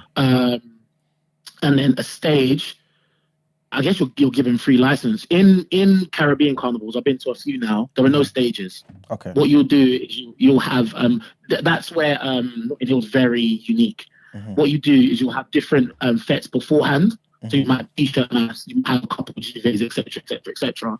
And then the main day is literally just the procession through. And it's all floats. And then after that, you'll go to more fetes after the main carnival. Okay. In Notting Hill, they've kind of pushed everything together. So you have the stages, which in my opinion are just smaller fetes around carnival. And it's also, as I said, other people having their things. They've been allowed to have their things outside of the main, which I have no problem with, if I'm honest with you. Okay. So last question here. What would gatekeeping kind of look like for you though? Like, what would be the first thing you'd be like, look, here, we're not compromising, but over here, that's fine. I think if we just keep it the same way that it is, I think, you know what, it's more for like the DJs and the organizers to gatekeep themselves. Okay. I don't want to be hearing dancehall 24/7 coming out of a band, if I'm honest with you. I kind of understand it why the Jamaican floats do it, if I'm honest with you, but if I'm on a Trini float, why am I hearing dancehall? I don't need to hear that. You get me? Play the music that comes out of your island and other islands as well. Play the soca music because it's a part of your culture. If that's the flag that you're representing, do that. And then by proxy, people will hear your music because you're going down the street blasting music. You'll hear it. They'll understand it. They'll feel the culture. It doesn't necessarily need to be explained. I think it's more about the organisers gatekeeping it as opposed to the crowd to gatekeep it. It's not on them. It's the crowd is there to have a good time. It's your party. You dictate what you want people to hear and what you want people to see. Okay. So yeah, one last silly question. Yeah. So what is every country in the Caribbean represented on the float? It depends if they can afford it. So Okay. not every. I mean, what do you mean on a float? What do you mean? So basically, each have they got their will own float? Yeah, go on. Yeah. I can't tell you yes or no. Okay. It depends if the person who's organising it wants to pay the money, and then this is the float that we're doing. I mean, this year I was I was keeping an eye out in it.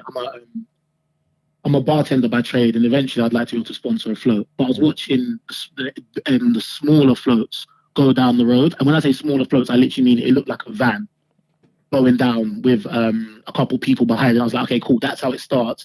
And as you get more money, more people paying, you can reinvest. Okay. So big ups to them. But yeah, does that answer your question? Or yeah, pretty much, yeah. Kind of awful. Yeah. All right, cool. All right, thank you very much, man. Appreciate that. No problem. Thank you, guys. Good work, yeah. Appreciate you. Thank you. All right. Yeah, you're sticking with Bun Up still. No, that he representing the small islands. He's not a Jamaican man talking. That's not. You know what I'm trying to say? That he clearly said he's not a Jamaican man as well. That's some small island flow. So if he wants to like big up Caribbean culture and all them things there and their foolishness, that's what you want to jump on, then that's fine. I'm telling you now, people in my family, no one in my family is on this. All the Jamaican ones, none of them ain't never been on it a day in their life. You get me? No Jamaican people I know are on this. You get me? So, you are? What, jab? Yeah.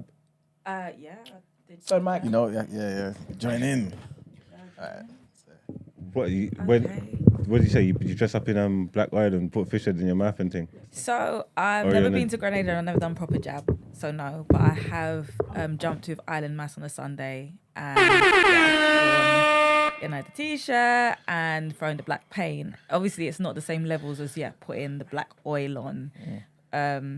It's not a ritual thing. So you just done like the Jove thing. Yeah, it's on a Sunday. Yeah, we spoke about the Jove. I'm saying that the ritual stuff. You do up the horns and thing. You and your family. No fish in the mouth. You and your family got traditional clothing. You ain't got traditional clothing and helmets and thing. No, but yeah, that's what I'm talking about. So no one ain't doing this foolishness. This is the same thing I'm talking about. Is you just said yes, you was doing it. And I asked you if you was doing it. And you're not doing that. Be specific. You're doing it like 80%. You're doing it like 80%. No, I'm not talking. We spoke. Look, he said about the Jove thing and the throwing the colours and the powders and all that. It's emancipation stuff. That's fine. Whatever. Yeah. The visuals that we've been seeing this year, coming out this year, which looks like some traditional garbs these men are wearing. Like you're talking about. Brent says he knows all about it. He's got all the helmets and thing. Yeah. And these men wear black oil and crustaceans and thing. I'm saying them practices there. I don't know anybody that does that. I honestly don't. Do you know anyone that does it? I don't know. Like, I don't talk to anyone personally that does it. Like, does the full, the fish tails and stuff. But you kind of see people on the scene and they might do it. So I can't say that's my best friend. Are they classed as like radicals? Those ones? No, just like very proud Grenadans that Oh no, but it's a Grenadan thing, innit? Yeah. Yeah, so I need to talk to my Grenadan brethren. Maybe they become a Grenadan man. Yeah, maybe they know what I want. You're saying Juve, but Juve and Jab are like Jab is the Grenadan like tradition. Yeah. If you're saying Juve, then that's gonna be more Trinidad and places like that. So when you're talking about throwing the powder paint, that's Juve. Okay. So that's what I was gonna say. We need some. So it's a Grenadan thing. But what I'm trying to say is the Grenadans clearly never infiltrated Notting Hill until recent. They have. 2 days ago. Remember, they've been doing it every Notting Hill, like Sunday, every single time, 4:00 in the morning. This is news. They're committed though, so that's why. Like, you can do what you want at 4 a.m. Just like when you man go gym and that. You can do anything. You can do anything you want at 4 a.m. Let's say you're compromised. Compromised how? You're attacking the same culture in which it is that you are supposed to be celebrating. I'm Jamaican. Yeah, my people don't do that. Carnival. Fuck Carnival. I don't even go. Who gives a shit about Carnival? Like, what's the man talking about here? It's me you're talking to. I don't even go. Who gives a shit about all this stuff? I don't, man said emancipation and that. Like, what? I don't care about none of that shit. So, how about compromise? So you just care about the bashment that's displayed at Carnival? I don't care nothing about no Carnival. So you don't care about Carnival, full stop? No, I don't feel no pride for a Carnival. I don't, no. I don't even, I told you, I don't like festivals and things where I've got to be walking around all day and them thing there. I don't feel like no connection to Carnival. Like when it comes back, it's part of I don't feel like this is our thing and this is my thing, and I don't give a shit about no Carnival, Brent, man. Sorry, man. That's all right. Definitely missing out on some wines, we know what to expect from you. It's okay. Did you go? Nah, I've never been. Really? No, I've never been. It's not really my thing, man. How is a Jamaican man? I was You're gonna say you're dickhead. Jamaican. You're a dickhead. Jamaican looking at I've us. never been. You I've never never been. It's not my thing. It's not my thing. I don't care about catching wines. And that. So, I mean, I'm alright, man. I'm good. I'm just going to read out the origins that Shayla sent to me. So basically, the origin Of of Jab Jab Jab. Yeah, comes from historic times dating back to the plantation life during the days of slavery. So Carnival was during the Lenten period, and Carnival festivities were for the white ruling class or plantation owners. Jab Jab emerged as the mass of the African slaves on the sugar plantation. Jab Jab is a celebration of freedom, including freedom from hardships. In the post-slavery era, Jab Jab has remained and today forms a core part of Grenadian culture and rich heritage. The word Jab Jab is a noun that is French Creole in origin, meaning diabol or devil. So the literal meaning is not related to demonic culture, but spirits of our African ancestors. So that's where it comes from. Okay. Big up them, man. It just looks strange. I'm just saying. You see And that's- someone yeah. dressed in black Yeah. eating fish, kissing skulls. To be fair, You know, that, every that looked culture. like fish. This fish is sticking, right?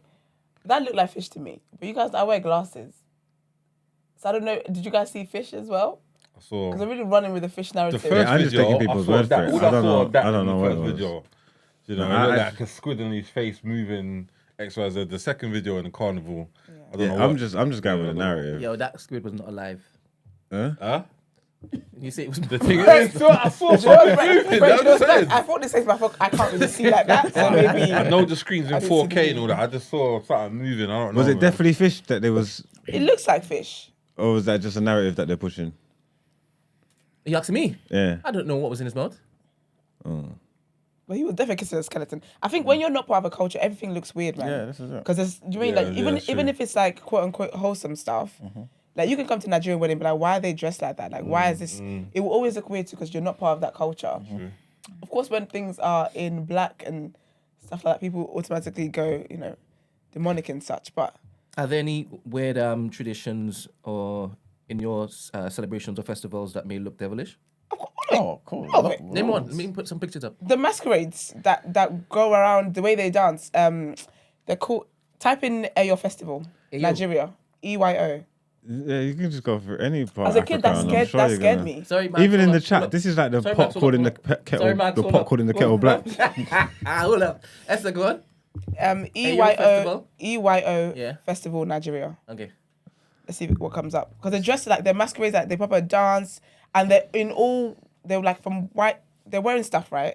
And they got like whips in their hands. It's scary. As a kid, that scared me. Yeah, the Africans in the chat are proper like milking this. So this is Yeah. Nigerian Oh, culture. here we This go, is here we Nigerian go. culture we're talking about right now. Here we go. So this stuff isn't.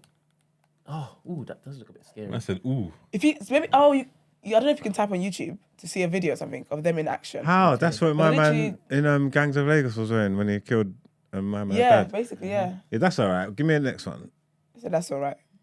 Is this devil worship? What are you watching?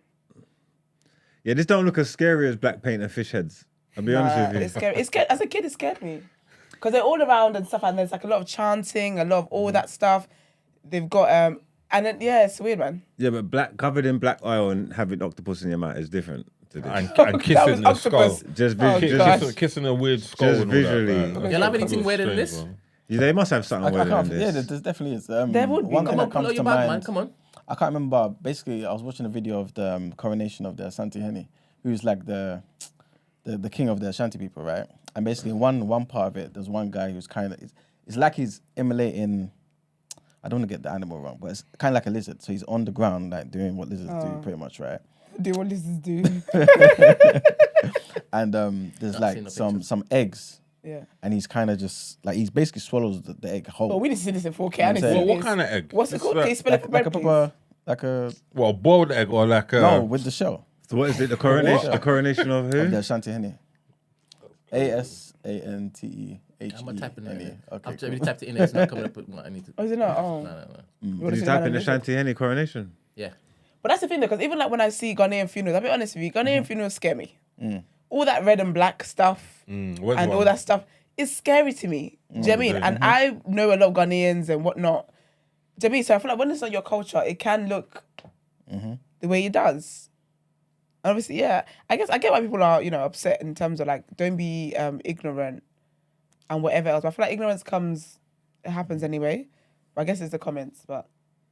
I think the only people that are going to be mad are the Grenadian people. They be like, what? They took offense? The only people going to be mad are the Grenadian people, I think. No, you were interesting enough. I saw some guy, he's Nigerian, and he was all like giving people an ignorant speech. And I was like, you don't even go here. It's not your culture, you freak. But anyways, yeah. I don't know. Ghanaian man swallows boiled egg. All seems pretty common to me. I just saw that. Oh, yeah, that's funny. Accurate. But yeah. Just about. All right. Well, I think we can move on from this topic. I'm never going to get cooked. But anyway. All right, let's get to our next headline, then. Jab, jab, jab, jab.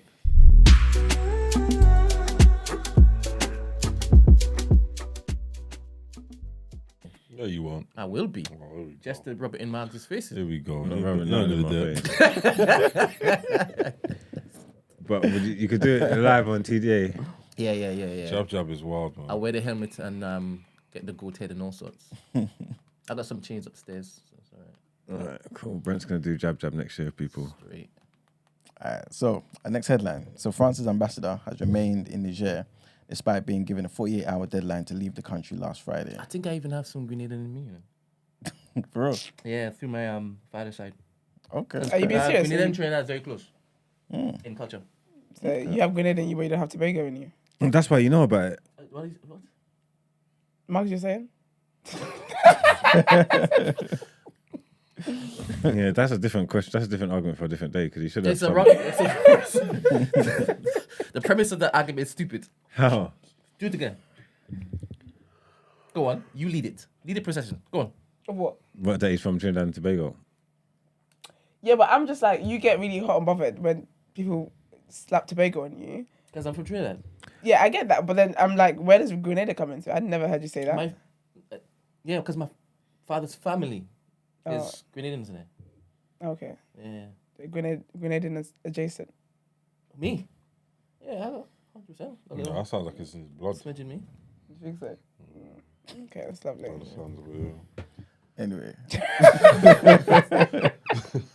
So like I was saying, the French President Emmanuel Macron has confirmed in a defiant speech, right, that France's ambassador has remained in Niger despite being given a 48-hour deadline to leave the country last Friday. So the ambassador has been ordered to go amid rapidly deteriorating bilateral ties. But hours after the coup leader's deadline had passed, the president said he applauds Mr. Iti, who's the ambassador, for staying put. The junta overthrew Niger's elected president last month. And in a major foreign policy speech to ambassadors gathered in Paris, as well as others listening remotely, Mr. Macron said that France and its diplomats have faced particularly difficult situations in some countries in recent months, from Sudan, where France has been exemplary, to Niger at this very moment. I applaud your colleague and your colleagues who are listening from their posts. So for those who don't know, Niger's president, Mohamed Bazoum, was toppled on the 26th of July in a coup that has been condemned by France and many of Niger's neighbours, including the West African regional bloc, ECOWAS. The ambassador had refused to meet Niger's new leaders after the coup, the junta said on Friday, as it announced the French ambassador had 48 hours to leave. Thousands of Nigerians in favour of the coup demonstrated on Sunday near the French military base in the capital, Niamey. Next headline takes us to Zimbabwe. Remember last week we were talking about the elections coming up, right? Mm-hmm. So the Zimbabwean opposition leader, Nelson Chamisa, has called for solidarity from regional partners against a vote he called a gigantic fraud that returned Emerson Mnangagwa to power in Zimbabwe. So he was saying at a press conference that Africa, do not leave us, particularly our brothers and sisters in the region and the continent. We count on your solidarity as we seek to solve this political crisis. Mnangagwa secured a second term as president after he was declared the winner of the 23rd of August general elections with 52.6% to Chamisa's 44% amid criticism from regional observers who described the polls as falling short of standards. The election came 6 years after long-term ruler Robert Mugabe was deposed in a military coup at a time of economic suffering and a resurgence of runaway inflation. It's the second time that Mnangagwa and Chamisa have squared off in a presidential contest. And the last headline takes us to another part of Africa, man, where Libya's PM, Prime Minister, has suspended his foreign minister after she met with her Israeli counterpart. So Libya is a strong backer of the Palestinian cause, and it does not recognize Israel. And the meeting has sparked protests in the majority Arab state. The Israeli Foreign Minister Eli Cohen has said that the historic meeting was the first step in establishing relations with Libya. Israel is working to build closer ties with Arab and Muslim majority countries which do not officially recognize it. However, Libya's Presidential Council, which represents its 3 provinces, said it was illegal to normalize relations with Israel. The Speaker's office in Parliament accused Najla Mangoush of grand treason, and the Prime Minister Abdul Hamid Beiba has referred her for investigation. The announcement by Israel that talks had taken place was surprising, given that it was not known to be caught in Libya, which is a staunch foe and a champion of the Palestinian struggle, especially under the former Libyan leader Muammar Gaddafi. And it's time to pay the bills. That's the end of the headlines. All right, let's get into some word on road. Yeah? Or Motivational Monday. no? So why'd you question what I said? I've been saying we should go to... Oh, yes, I remember. This was all you, that's why. All right, cool. Just before we jump into Word on Road, just a reminder about the new rules going forward. We are recruiting new moderators. All right, this is as follows. 1, everyone is welcome to the chat. Faces and letters alike. I've been seeing some letters so far. Welcome. So annoying. 2, abuse towards community members and hosts will not be tolerated. Number 3, offenders will be warned by moderators and comments removed. If abuse continues after warning, the offender will be banned for the day. Number 4, new moderators must have a picture of themselves up each morning. Make sure new faces / letters to the chat are welcomed. Encourage good vibes and healthy banter every morning. Act swiftly with abusive comments. Suggest polls to me, Brent, throughout the stream. Be open to being part of a TDA moderators WhatsApp group. Moderators will be expected to suggest theme of the week initiatives and other ways to make the show and community better. And finally, most importantly, respect everyone and your responsibilities. I shall be repeating this at the end of the show. Thank you. All right, thank you. What's up?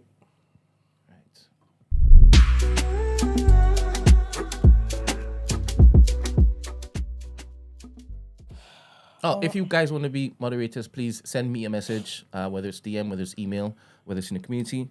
When's the deadline? Today. End of the show. Yeah. Oh, no. 15 minutes after the show. 15 minutes after the show. Actually, no, some people will catch up after. So like, end of Change today. your mind. When the clock, all right.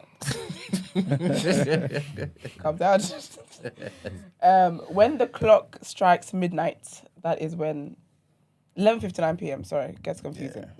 11:59 p.m. Basically. You heard it there. And thank you. you'll be happy to hear that I'm not allowed to be on the panel. Yes. So, all right. We're going to bit too quickly. Sorry. All right. Well, the girls were fighting over the weekend. It was funny to me. I should have sent you the video. Actually, it was just so funny to watch. But basically, obviously, Saucy Santana with his man Zell and Erica Mena, who's got a baby with what's his name? What's that guy's name? Safari. He looked like he could do some jab in his life. He's got some problems. And Bambi, who is Scrappy's little ex and whatnot. Basically, they were in a club, right? And there was a whole thing going on and whatever else. And apparently, Erica Mena was really, really drunk and started acting all belligerent and whatnot. Bambi was trying to sort it out in terms of like, girl, calm down. You're fine security. Now they call the police and whatnot. Zell, seeing the women being thumped up by the security, decided to protect the women, whatever. Saucy Santana is me. She is me and I'm her. Because Saucy left. Because I'm not getting arrested for foolishness because you guys don't know how to act. So literally, so Saucy's been a meme all weekend, which has been absolutely hilarious. So Saucy Santana left and then actually did a video and was like, this is what was going on. I'm not about to get arrested for foolishness because you people don't know how to act. You can't handle your drinks and whatnot and whatever. And obviously in that whole world and that space, it's brought up a lot of conversations. So Saucy Santana was like, oh, Zell's not going to hang out with them anymore. And then obviously Mama D, as she does, came out talking about basically Bambi needs to not be friends with Erica anymore Basically, people are saying that Erica Mena is bad vibes, but she's been going through things, innit? But she tends to be the person involved in fights and stuff when it comes to alcohol and whatnot. But anyways, it was just funny. Check out the video. It's bloody hilarious how Saucy Santana left that place. That will be me. Also, people were outraged over the weekend because Tim Westwood, sorry, trigger warning on this, but Tim Westwood, who I thought everyone had a consensus on cancelling, appears not, was actually was booked for some carnival parties. I mean, it was free parties, to be fair, so I guess they didn't think people were going to pay for that, which is fair. But yeah, basically, he was booked for some carnival parties, and people it was just outrage about that because, as people know, he's been investigated over like a lot of sexual inappropriateness and harassments and all the sexualness. He's been accused of all of them, and he's been let go. He was on BBC, and there was a whole investigation going on. There hasn't really been word on like what's happening with that investigation, but I think it's still ongoing. And yeah, so it is crazy though, because when we cancel people, certain people should be cancelled across the board, but I guess he wasn't. I don't know how the party went ahead. I don't know if there was people there and whatnot, but it is interesting though, because sometimes, we expect everybody to know certain things, and not everybody is exposed to like social media and whatnot. So there are people who will not know that this man is being accused. Sorry, my nail's chipped. Who's been accused of abuse and such. Do you get what I mean? Because they don't follow social media news. They don't follow all these things, so they wouldn't have known. However, I do think as someone who's having a party, who's hosting events, that would just be something I would just think you would do your due diligence on and check out who you're booking. But anyways, I don't know how that went, if that went ahead and whatnot, whatever else happened with that. What is next on my list for you? Oh, Keke Palmer. There was another whole lesson over the weekend. Goodness me. So basically, the whole Keke Palmer stuff and Darius Jackson, her ex-man, and where she went out to Usher concert, dressed in a nice, sexy dress. Usher was serenading her, singing to her, as he does with everyone at his shows. If he peeps a celebrity, someone that he knows, he will sing to them. It's what Usher does. He's been doing this forever. Anyways, Darius, his little thong got all twisted up. And then he decided to then quote tweet the video of Keke and Usher that went viral, saying, you a mother though. Essentially, why she acts like this when she's a mum, whatever. That all sparked a whole social media stuff, whatever. She didn't really address it. She went on to sell merch that said, you a mother though. At the time, she had announced her tour and whatnot. So then she ended up in a video with Usher called Boyfriend. And she had a little cameo and whatnot. And, it was the whole thing. It was her birthday over the weekend. Darius took her out. They had an Instagram live. And I guess people were like, oh, in there. Now, their thongs was twisted up. Because they're like, oh my gosh, I thought she left him, blah, blah, blah. And it just brought up that whole conversation about people minding their business. Because people were like, oh, you're doing think pieces and whatnot. But here they are together. And then he tweeted happy birthday to her and whatnot. And she was like, I love you and I love Leo, which is their son. And blah, blah, things will make my birthday special and whatnot. But in the video, they were talking about something, but he didn't exactly... She was talking about, like, star signs and how he likes Virgos and whatever else and whatever. And his mum and people in his life are Virgos and whatnot. And he was like, yeah, my mum's a Virgo, da-da-da's a Virgo, this, and then he was going to say her. And he was like, my partner in crime is a Virgo. And people were like, well, are they together? I don't really care. Anyways, right? That's basically what happened. So I guess they're reunited, which is cute for them. Love that. And then also people saw that she has his date of birth tattooed under her bum. Fantastic scenes. And then also a couple that people are happy are together though is Maya Jama and Stormzy. So they are currently on a vacation in Greece, and they look lovely, man. I've been rooting for them to make it work if it's healthy for them to make it work. And it appears, obviously they haven't officially said they're back together, but people have been doing a lot of investigative things. And yeah, man, so I guess they're in each other's company again. Let's just say that. So big up Maya Jama and Stormzy. Another couple, my last thing for you guys today, the Harveys. So basically there was a rumour over the weekend that Marjorie, which is Steve Harvey's wife, allegedly cheated on him. and there's a lot of they're in a rocky place and whatnot, whatever. So the Harveys, they get a lot of rumors about them. Obviously, starting from Laurie, and we see Laurie does not address nothing, which I love. From Laurie to like Steve to like it's a lot of nonsense, but they actually for the first time actually addressed this foolishness. So he had a seminar of sorts or whatever he was doing, and he was basically like, we don't pay attention to rumors in our family kind of thing. And then she also posted something, and she said it was like a screenshot of a website. And it says the title says how to handle being lied about, and she said this is the website, blah blah. My husband and I don't usually stop to address all the foolishness and lies that have been spread about us. However, to whom much is given, much is required. I understand that with my platform comes some sort of responsibility to those that may not be as strong as we are. Read and share this with your loved ones that may not know how to properly cope. God bless all of you. I love the Harveys. They're good vibes. Steve Harvey's is good, very good vibes. So, so they've put that rumor to bed. They're not going through difficult times. They're not breaking up. They're not getting a divorce. Nobody cheated that they're admitting. So that's just that, really. But that's all for me. Let's get into People's Journal.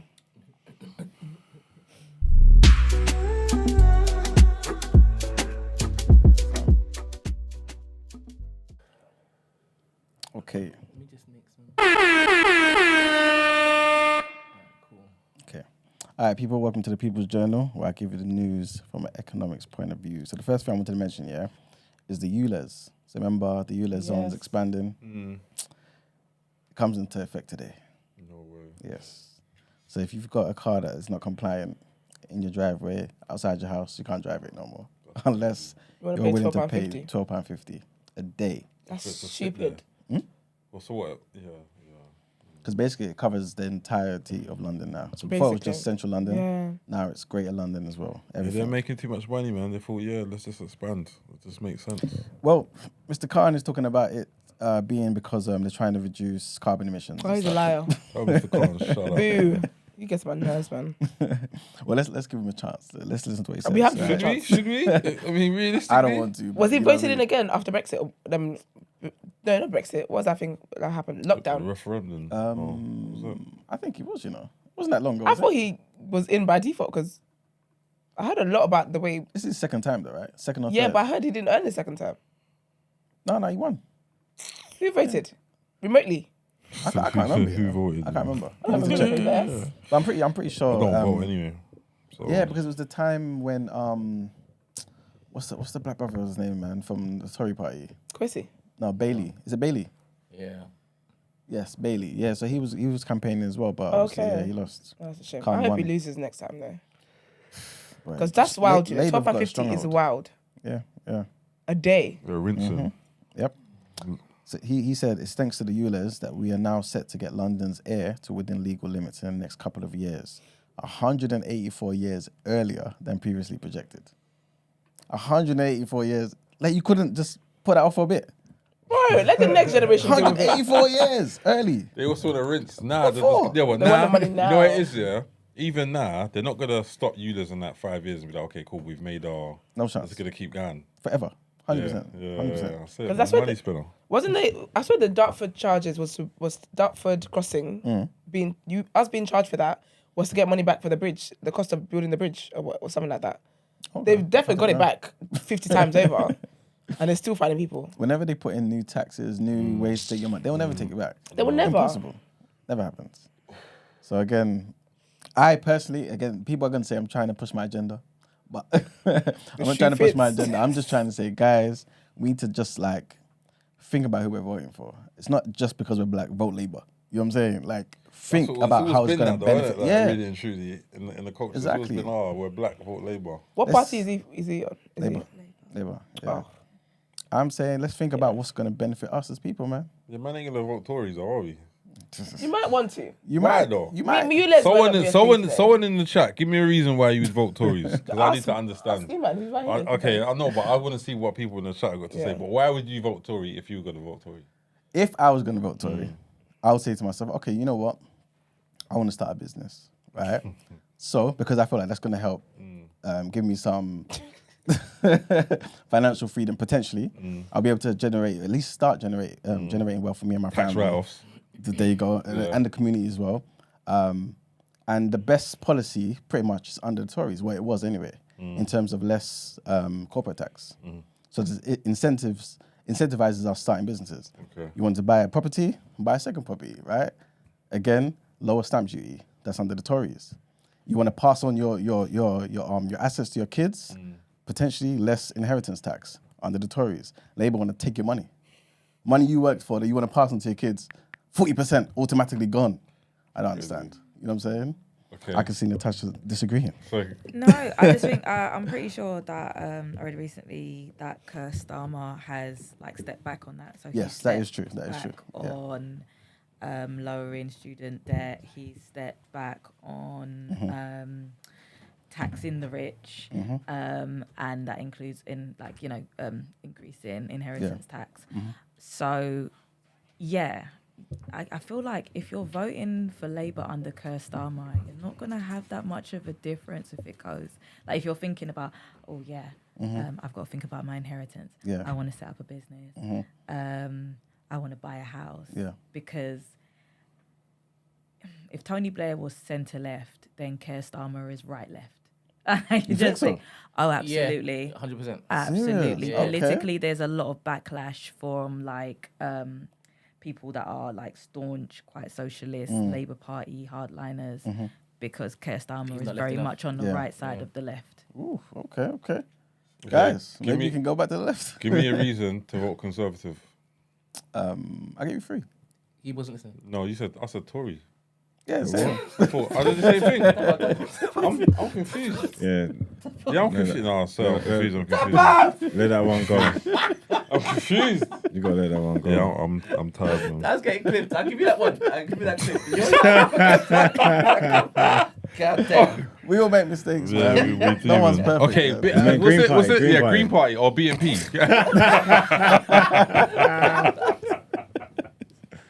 I don't know about the policies. I thought you had all. Okay, cool. I thought you had all the policies. My bad. You're on the right. You're on the right, though, innit? Me? I didn't say that. That's why I didn't say that. No? I'm on whatever side puts in policies that's going to benefit black people. I don't care if that's far all right lie, or man. far left. You know what I'm saying? Whatever that policy is that's going to benefit us as a people, I'm for that. Can you show me? Anytime in politics, I like hearing from both sides. I've never been on one side of anything. Can you show me a politician that stuck to their word? Entirely? I doubt it, no. Because to be fair, a lot of politicians, I'm not trying to defend them here, right? But you're going to say certain things, right? And it's not, every law is not down to you to basically bring into force. You know what I'm saying? There's going to be loads of people that finance you getting into power. And you're going to have to answer to them as well. That's what I'm saying, though. So it's difficult, man. It's difficult. Yeah. But yes. Anyway, that's the first thing. ULEZ is here, and I don't think it's going anywhere, right? So guys, you have to get your compliant cars. Also, there's a scheme as well, which to me is a slap in the face, to be fair. But basically, you put your information in on the government website. It will tell you how much your car's worth, and tell you how much they're prepared to give you towards buying a new car that will be compliant. The maximum they'll give you is £2,000. I don't know what you're going to do with £2,000 in 2023. Again, this is I don't understand. You know what I'm saying? It don't make no sense. That's the point, though. Like, I think if you're going to bring in ULEZ and you're going to extend it and you're going to continue to take money from people, then that money should go into some kind of scheme whereby if you're, especially on a lower income, you can, do that whole scrappage of, okay, well, we're going to support you to buy a compliant vehicle. And you know that you're looking plus 10K for a more cheap than that, second-hand electric vehicle.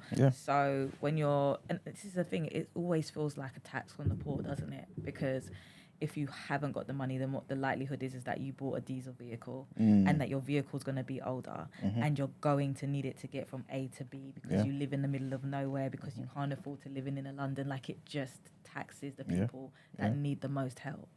Yep. It's a shame, man. It's a shame. Shame.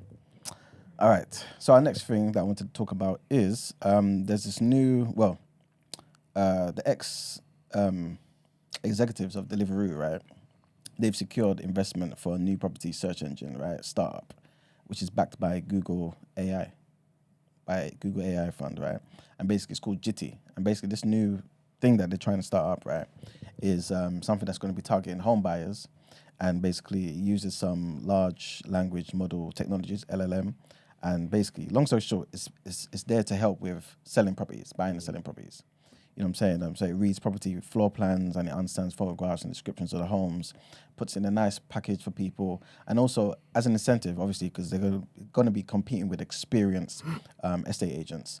They're not charging you to put your listings up, so it's completely free. That's the model now, anyway, right? So this is a new thing that potentially again could change the way we just maneuver in the world, man, buying and selling properties and stuff. Again, I'm mentioning it now because for the last few months we've been talking about AI and how it's kind of pervading all areas of life. You know what I'm saying? It's something that we kind of have to get used to. Next thing I wanted to mention is apparently men, well, part of NHS scheme to prevent heart attacks, right? They're saying that men are going to be offered blood pressure checks in barbershops. So whenever you go and get your trim, you're going to get your blood pressure checked as well. That's good. Anything to it's make a them new do scheme what that they they're do. trying to thing it, man. Next up is prostate. Oh, how did you know? In the barbershop? Yeah, man. Yeah, man. No. Y'all ain't going doctors. You gotta Can't get go it somehow. I'm going doctors. I don't know about you. Yeah, a lot of men don't go doctors, and that's the problem. And What? when they catch it now, it's too late. Yeah. Now you're all scared to die and shit. You wouldn't trust your barber with a prostate check? Right. I mean, I trust my bar with my hair. Yeah, with my prostate check. No. You trust with your hairline, but not your. Listen, I know what he's good at. That's cutting my hair. I don't know about anything other than that. Do you know what I mean? Shape up, cool. Prostate check, nah. Let me just run myself to the barbers. And I see that guy on TalkSport talking about this the other day as well. What's his name? Simon Jordan. Yeah, and he was basically saying that only reason that he went is because that someone that he knows went and got a check, and it turns out they had it, and then he went and got a check, and it turns out he had it even though. Do you know what I mean? So I think he basically said they caught it early. Cause I was thinking I watched TalkSport a lot, and he just disappeared. So then he's come back. He's like, look, he's in recovery. Everything looks good now. But saying get it checked X, Y, Z. I think he was saying 1 in 8 white men. Is this the prostate thing or the blood pressure? The prostate. Prostate. Okay. 1 in 8 white men get it, and then he said there's 1 in 4 black men. Wow. Just what I mean. So it's like, don't I know black men. I know how demand them are as it is, but don't your health is wealth. If you, no point you having plans to do X, Y, Z in the future and you're not here. Facts. Do you know what I mean? So get it done, people, please. That's a word. Yeah, man. Which is talking facts, and like they say, I think from 40, the chances of it, being present increases. But yeah, regarding the blood pressure stuff, what they're saying is that every year there are 100,000 NHS hospital admissions due to heart attacks, 1 in every 5 minutes. You know what I'm saying? Yep. So the NHS has doubled the number of blood pressure checks for people aged over 40 in the last year, according to new figures. But officials have now greenlit a huge expansion of the scheme in England. So like I was saying, the free checks are going to be offered to people in a wide range of locations as well, right? So it's not just going to be barbershops. Under these plans, patients will be able to access potentially life-saving checks in churches as well.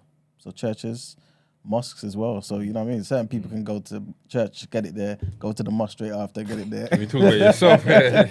Clearly, you're talking about yourself here, but Some of them Catholic churches already do the prostate thing, yeah. Oh my God. Oh my God. Yeah, I hear that. No, You should be on timeout for that. You are on timeout. He's not wrong though. That's what I mean. He's not wrong. For real, man. Community centres, Domino's clubs as well. Huh? Yeah, Jamaica. The man of the slam it. Yeah. Then- Basically, everywhere where men over 40 pretty much kind of go to. They're trying to roll it out in certain places. I think that's a good just initiative. to help. You know? Yeah, Oh, 100%. okay, 100%. Gotta do whatever you can. That's really, really good. But yeah, that's pretty much it for the People's Journal, man. Okay. Love that. Let's get into some Motivational Monday.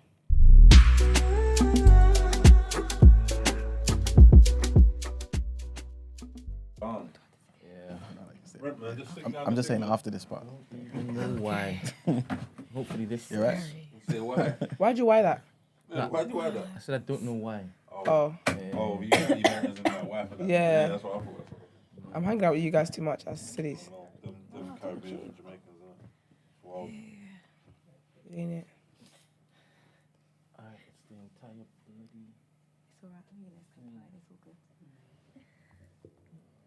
So can you say that thing as bugging me? That Oh, this. yes, please. No etiquette. Oh, the core. don't want to leave me. None. It's yellow. When have you mute the mics?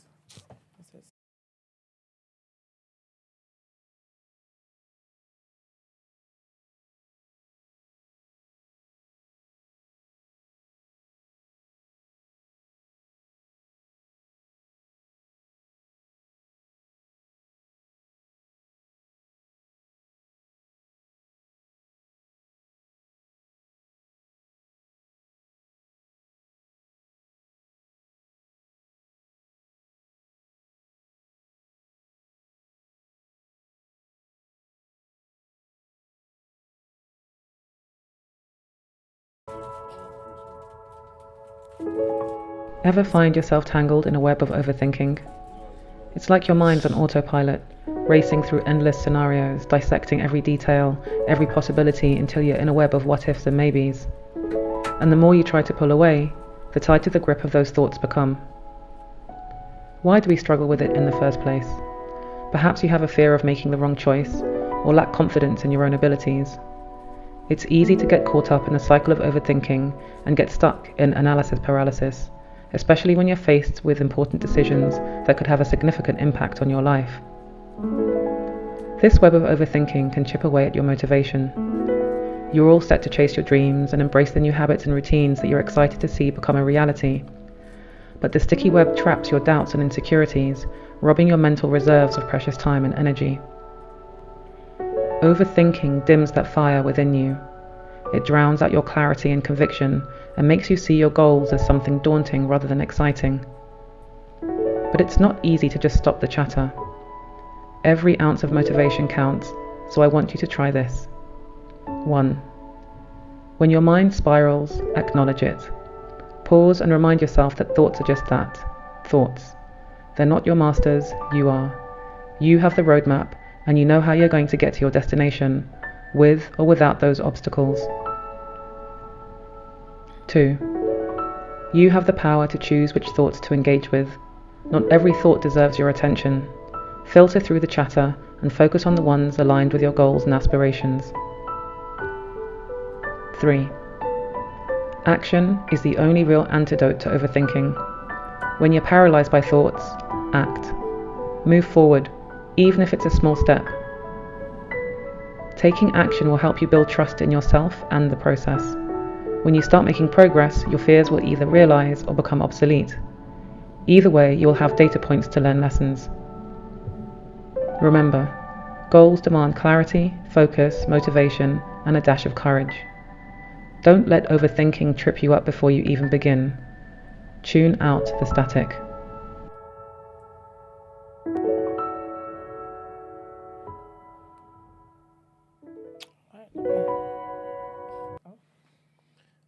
Tune out the static. It's a word. It's a word. All right, lovely. Let's get into our interview.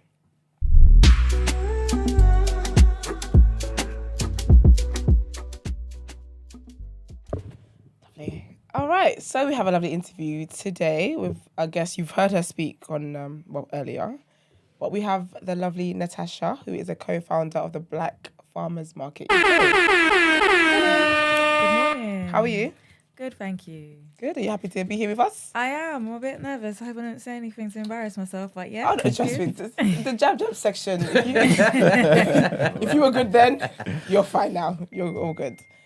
So, the Black Farmers UK. Can you let us know what that is? What's a farmer market, first of all? Farmers market, yeah. Farmers market is just how it sounds. It's the idea behind farmers markets is that it brings on people who grow their own produce. So the idea is that what you buy from a farmer's market is grown locally. Okay. And it's usually like healthier, organic, pesticide free. And yeah, you will find them usually like locally in different areas. It's something that's become more popular in cities like London more recently, whereas it's something that's way more common in the countryside where lity a farmer will bring their produce to the nearest hub and sell it back to the community. Okay, lovely. All right, so I actually jumped the gun. With our guests, we have a game that we do play with them. Okay. And it's called a 140 questions game. And essentially, we ask you questions. Some of them are preferences, like this or that. and some of them actually have like answers, like where's jab jab originate from, kind of thing. So we're gonna play that. We're gonna have the music playing in the background. We do have a leaderboard, so it would be nice if you scored high enough to. Okay. A woman's leading at the moment, but it would just be nice if the top 2 are women. Just nice. That's the thing. All right, ready? What order? Why do we do this every time? Exactly. We gotta make sure, though, innit? So start with you. Okay. We're always gonna start with you. Okay, cool. Then we go to me. Then, Rich, would you like to partake? Yeah, why not? Why are you looking at me like that? Okay. Well. Okay, no, I'm not. Okay, no, no problem. I'm not partaking. No problem. All right. You need a device. Do you have a device? I have a device. No, you're not. You don't have a. No, I'm not. No, I'm Just not you partaking. three. Yeah. Okay. All right. So, Iman, me, Margs. Yeah. But if I think of something, can I throw it in? That's not how it works. Okay. You throw it in. Do I have to go like make a noise if I got the answer? No, it's just you. Just Yeah. me. Okay. So when he asks a question, you answer it. Then I'll ask. But because of the beat, it feels like intense, like a game show. Yeah, that kind of vibe. Okay. But you got this. I'm rooting for you. If you don't know, just say pass. Okay. Yeah. All right. We start in 3, 2, 1. Texting or calling? Texting. Writing or reading? Reading. What country did piano originate from? South Africa. What was Meta's version of Twitter called? Threads. All black or all white? All black. What London-based function normally takes place on the last Monday of August? Carnival. What Afrobeats artist has more vowels in his name than consonants? Burna Boy. How many ones are in 10,011? 10,011. I did 6. I got that wrong. Pass. Nike or Adidas? Adidas. What Jamaican artist would you find in the cinema? A Jamaican. Oh, Yeah, what Jamaican artist would you find in every cinema? that's funny. In every cinema. Jamaican artist. Bob Marley. Who came runner-up in the Women's World Cup? England. Yes. That's smart. The Jamaican artist is Popcorn. Oh my goodness. That's it. I like that. That's funny. I think you did really well. Did very well. Yeah, you did actually. You did. Yeah. Yeah. I couldn't even picture that number. Oh, But a it was dyslexia free. came in hard, right? Yeah. 10,011. 10,011. The first one, 0011, 2 ones. Yeah. That's free. I think that was the only one, yeah. I think that's the only one you got And wrong. popcorn as well. Oh yeah. Popcorn, yeah. You did really well, actually. Mm-hmm. Oh, I love that for you. Where did I come on the leaderboard? You're winning. Number 2. You're winning. Oh, with the Ashake one. Yeah, but he's not the only name. What did she say? What did she Burna say? Boy. So Burna He's got a Boy. U, he's got a, he's got O. Actually, has got 3 vowels as well. But more than consonants. He's got B, R, U, R. N, Y. Yeah, it's not. Oh, go It's you, close. you second. Did I get that one as well? No, so he was thinking Ashake. Yeah. Who else is there? That's what I can think of at the moment, to be fair. The video as well. Is it more though? Is that same? Same, yeah. David. No. Oh, Visa. It's got A-E-I. I said Visa vowel. Bloody hell. Yeah. Okay, fair enough. Still did well. Love it. Okay, so Black Farmers Market. That was really good. I like the explanation. So how did you get into it? So I used to sell, I've got a hot sauce business called nice. Taino, and I used to sell my hot sauces on Brixton Station Road. Okay. And it was like the end of 2021. I traded at Black Eats Market. Shout out to Black Eats. And I went to the market manager in Brixton. Yeah. Okay, at the time, why don't we do a black market here? But instead of it being like black street food Yeah. or businesses, it's like black farmers. Yeah. Because Brixton Station Road Market was dying. Yeah. And he said, oh yeah, that sounds like a great idea. And then I kind of went down the rabbit hole of trying to find black farmers, black Yeah. growers. I think if you Google like Black Farmer UK, you're gonna find the black farmer, the guy that sells his sausages in Sainsbury's. Oh, really? But other than him, and the reason why he can call himself the black farmer is because we just don't really have that presence. Yeah. In the UK, the horticultural, agricultural, like the whole growing scene, everything, it's so white. It's still the whitest industry in the UK. Environmentalism as well, the same. So it quickly became, okay, it's not just about having a market and somewhere to sell. It's about where are the farmers? How do we elevate them? How do we give them a platform so that they can be seen and so that they can be supported? And also, what are the barriers? Like, why do we have so few? And there's loads of different ones. But from a market perspective, like as an operator of a market, or as someone who has a business that's wanted to go to lots of different markets, one of the barriers for a lot of black businesses is the gatekeepers. So with farmers markets, for example, it will look like, okay, that's Alexandra Palace, that's all the way in North London. Yeah, that's, that's one farmers market is independent, and then the one in Herne Hill is completely independent in South London. But actually both those markets and a bunch of others are all operated by one company. Oh, really? Yeah. Okay. And what they will do is they will put the same traders and farmers into the different markets across London. Yeah. So if you're someone that's new, you're coming up and you're a small entrant, how do you get in when you're already trying to fight against the favourites who are taking up that space? So it's about saying, okay, it's not saying, we're trying to be different or other. It's trying to say we're just trying to provide space. And we're trying to make sure that you're seen and that you're heard and that, your products are also respected. Because what I was hearing from when I was meeting these growers is, when we have things to sell, we have to end up going to car boot sales and people are haggling us for our food that's being grown with love and pesticide free and organically. And we should be able to, charge its worth. Exactly. And that also is, a barrier because it's like, we need money. So if there's no way for people to have that stream of income, then you don't have that. That's why I think it's so cool, because when I think of like farmers markets and stuff, everyone I see like in TV shows, movies, and it's not an industry as like I thought black people were necessarily in. That makes sense. So I can't imagine the barriers to get into that place. What was the research like after you had the conversation and wanted to find black farmers? And if one person was coming up, like how did you go about finding people?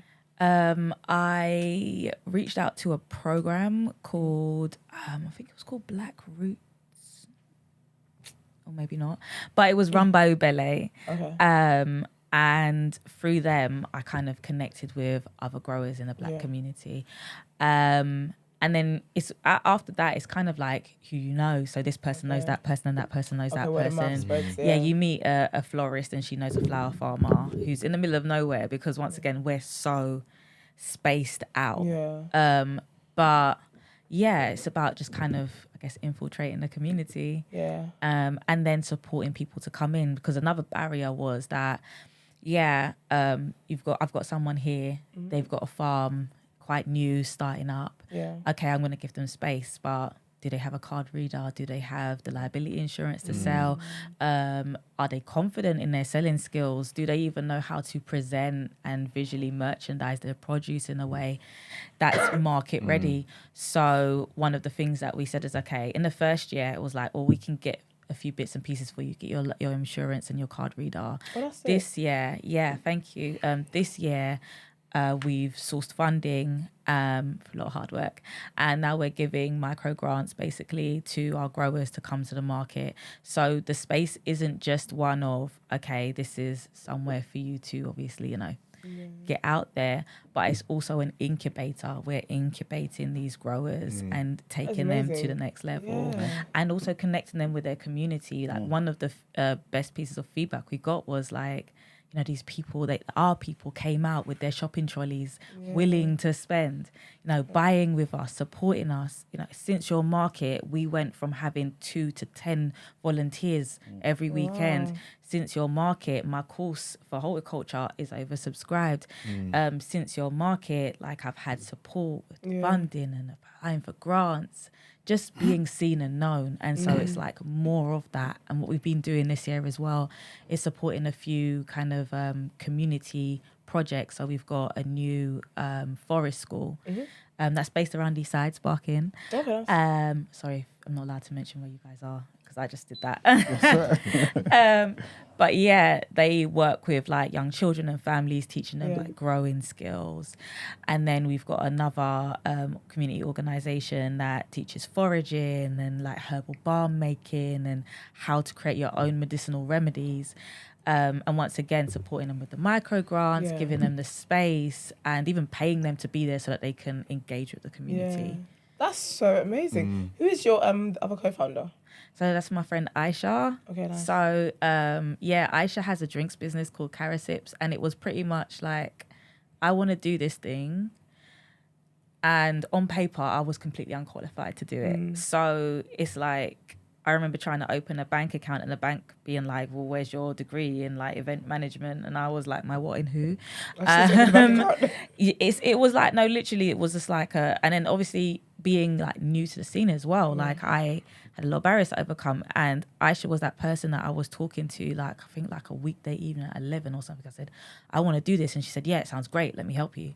That's it. And so, that's what you just need. You just need that small tribe, like those few people that get it straight away and support it. And there are some fantastic people who have just got it straight off the back and supported. So I remember bumping into Ben, who's like behind the Hackney Social and City Splash, and like literally at Blackheath's Market last summer, and going up to him and saying, I want to do this Black Farmers Market. And he's like, there's other Black farmers, because he's also the roots farmer. And I was like, that's what I'm trying to encourage. He's like, here's my number. That's it. Just some people just get it. Yeah. Would you say at the Black Farmers Market it's all pesticide free, organic, or is it like a mixture? Absolutely. Like, we don't have growers that, you know, have access to GMO seeds. Like they haven't got that like Monsanto like chemicals to throw on the plants. Like they are growing chemical free. I can say that like hand on heart. I've visited those projects, I've visited those farms, and just with so much love. Like, for example, one of our growers, Ricky the alkaline farmer, was showing us about his like ancestral growing techniques and how he's brought that over from Jamaica. And he's I mean, I don't know how many others, but he's definitely one of, I couldn't say over 5 Black people in the UK that have a certified organic farm. So like organic certification. I mean, at the point when I first met him, he said he was the first. That's it. And it's like, when they gave him that land or allowed him to have that land, he was like, they didn't think I was going to be able to grow anything here for years, because they give you rubbish land as well. That's another thing. Like, they'll say, oh yeah, you can have this.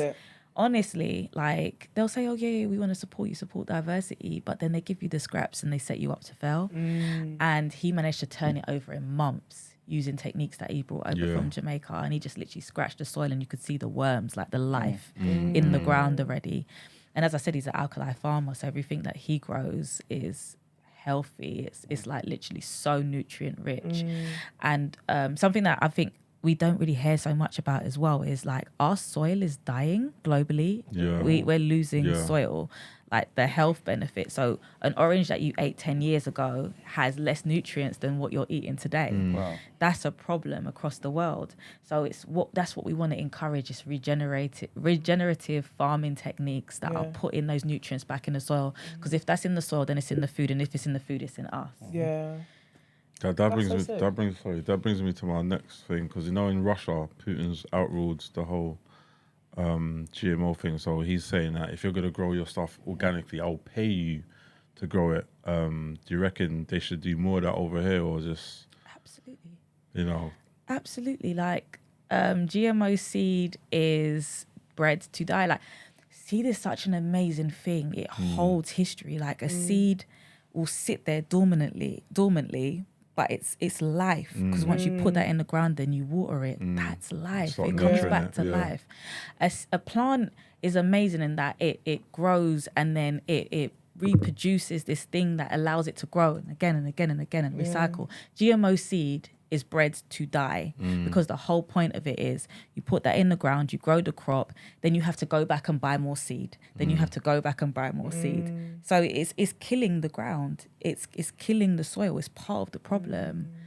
I've totally lost your question because I've gone down on a trail. I was just saying that basically Putin outruled people in Russia to say that we're not doing, you know, what the other civilizations are doing. So it's all going to be organic, and we'll pay people to grow stuff fresh and that. But they don't really do that here. Obviously, the government want to spend money, and you know, as you just said, GMOs is it's more of a money spinner than actually growing stuff organic.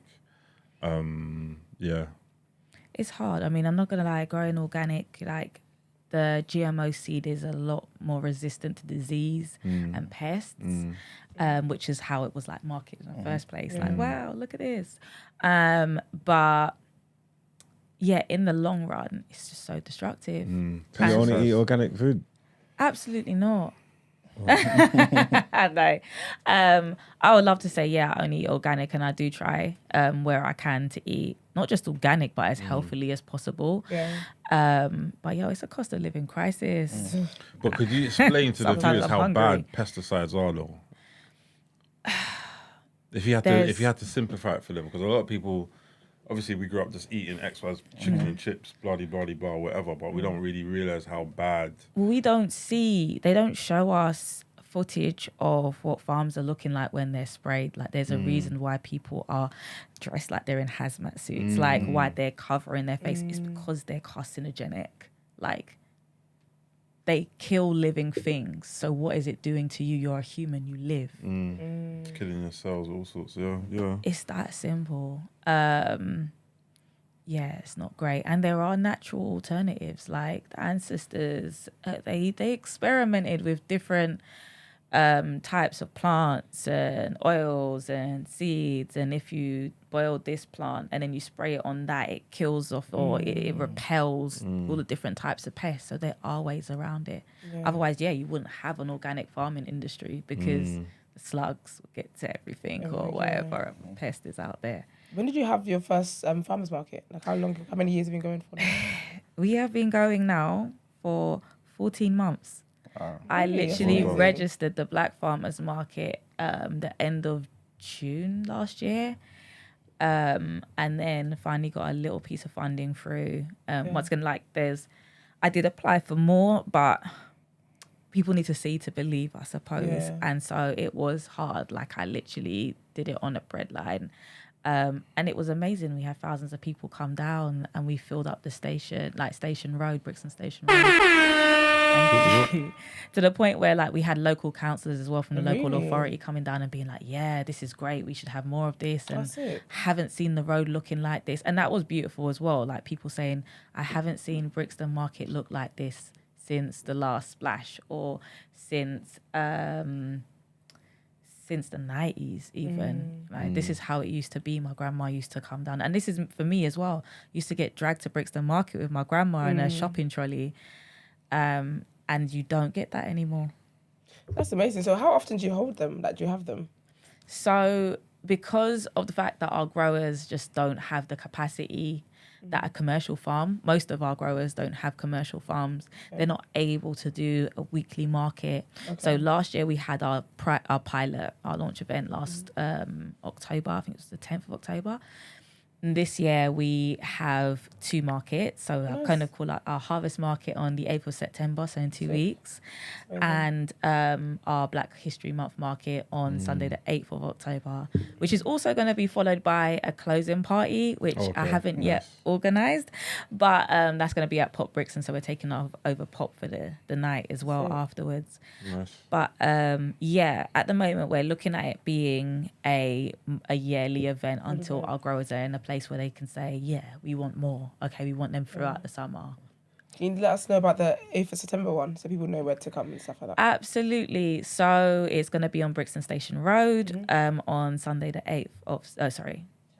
10th of September. Sorry, It's fine. And Brixton Station Road, it's a road. I mean, I think you've got San Marino on the corner. It's around the corner from the Sainsbury's, no? Literally, it's just the street, so I can't really say if you go in here, it's just the whole road. See them. But it's the same road that the Brixton Recreation Centre is on. And we're going to take over the whole road. We've got an amazing variety of traders this year. So we've got people that are growing microgreens and We've got a meat guy. We've got the Kenyan pig farmer this year who raises his own sheep, pigs, and goats. We've got C&D Fishery doing seafood. We've got obviously our growers, Go Grow with Love, Black Roots, Blue Stream Aquaponics, who grows microgreens using fish. I'm not even going to go into the details of that, but it's great, it's cool. And then we have like traders that are selling cards, books, vegan cakes and breads, street food as well. We've got Ghanaian showing up. We've got vegan there as well. We've got Jamaican. We've got Trini. We've got Alkali. Funny Proud that. Ghana man.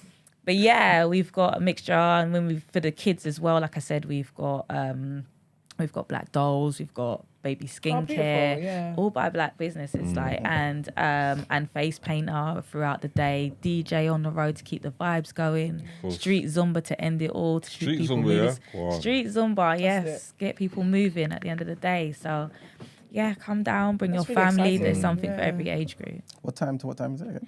It's from 10 till 4 on 10 till both 4. days. Okay. Yeah. Cool. As in, both. Both days. And then October as well. Yeah. So on a regular day, how can we support these black farmers?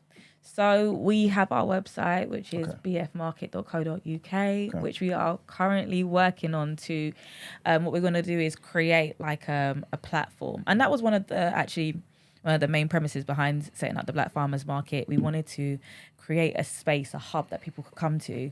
And if you are interested in permaculture, horticulture, you want to learn how to grow, you want to even just, how do I make the most of my garden or, my balcony, that you would know where to tap into, who to tap into with people that look like you, and learn how to grow. But then outside of that, we also want to encourage just other healthy activities. So as we expand and grow, we want to also bring in black trail running groups, swimming groups, cycling groups. So everything and anything to do with being outside, being active, being healthy, and as connected with nature as possible. If you're looking for that, and you're looking for black people that are doing that, so that you can do it with other black people. Because I know for me, personally, I wouldn't feel comfortable trail running through just anyone's countryside. I've heard stories. That our website is somewhere that you can come as a one-stop shop for everything. How many black farmers are there? I don't know. Still, I don't know. There's a study. There's I know someone, she went across, and I can send you guys a website for the study if you feel to read it. But she went across to places up in the north. She met a guy who was even farming like seaweed in Scotland. But he's like the one guy there. And then if you go to towards Bristol and Wales, there's a few people there. But commercial farms, I feel like I could still count on two hands. They're very spread out than all the black people. Very spread out across the UK. Yeah, there's a lady who's got a fantastic flower farm up in the north of England, and one that's south of London as well. Not in South London, south of in the country. But yeah, off the top of my head, even those are two people that are black that grow flowers that I can tell you off the top of my head. I don't know any others. What type of farm does Feki have? Feki, do you know what? Someone mentioned Feki to me and was like, yeah, what about Feki? And I'm like, oh, if Feki sees this and wants to be a part of the market, find us, holler at us. I have no idea outside of music what he farms or grows. I mean, I'm sure he'd want it though, considering it's like a black kind of, farmer's market and it's black people, and he's got his own farm. So yeah, that's fantastic. It's the dream. Somebody in chat asked, how do we get involved with the Black Farmers Market? Do you need help sourcing funding? Have you applied for a Good Growth Fund? Have not applied for Good Growth Fund. Okay. Please message us at info@bfmarket.co.uk. So that's our email.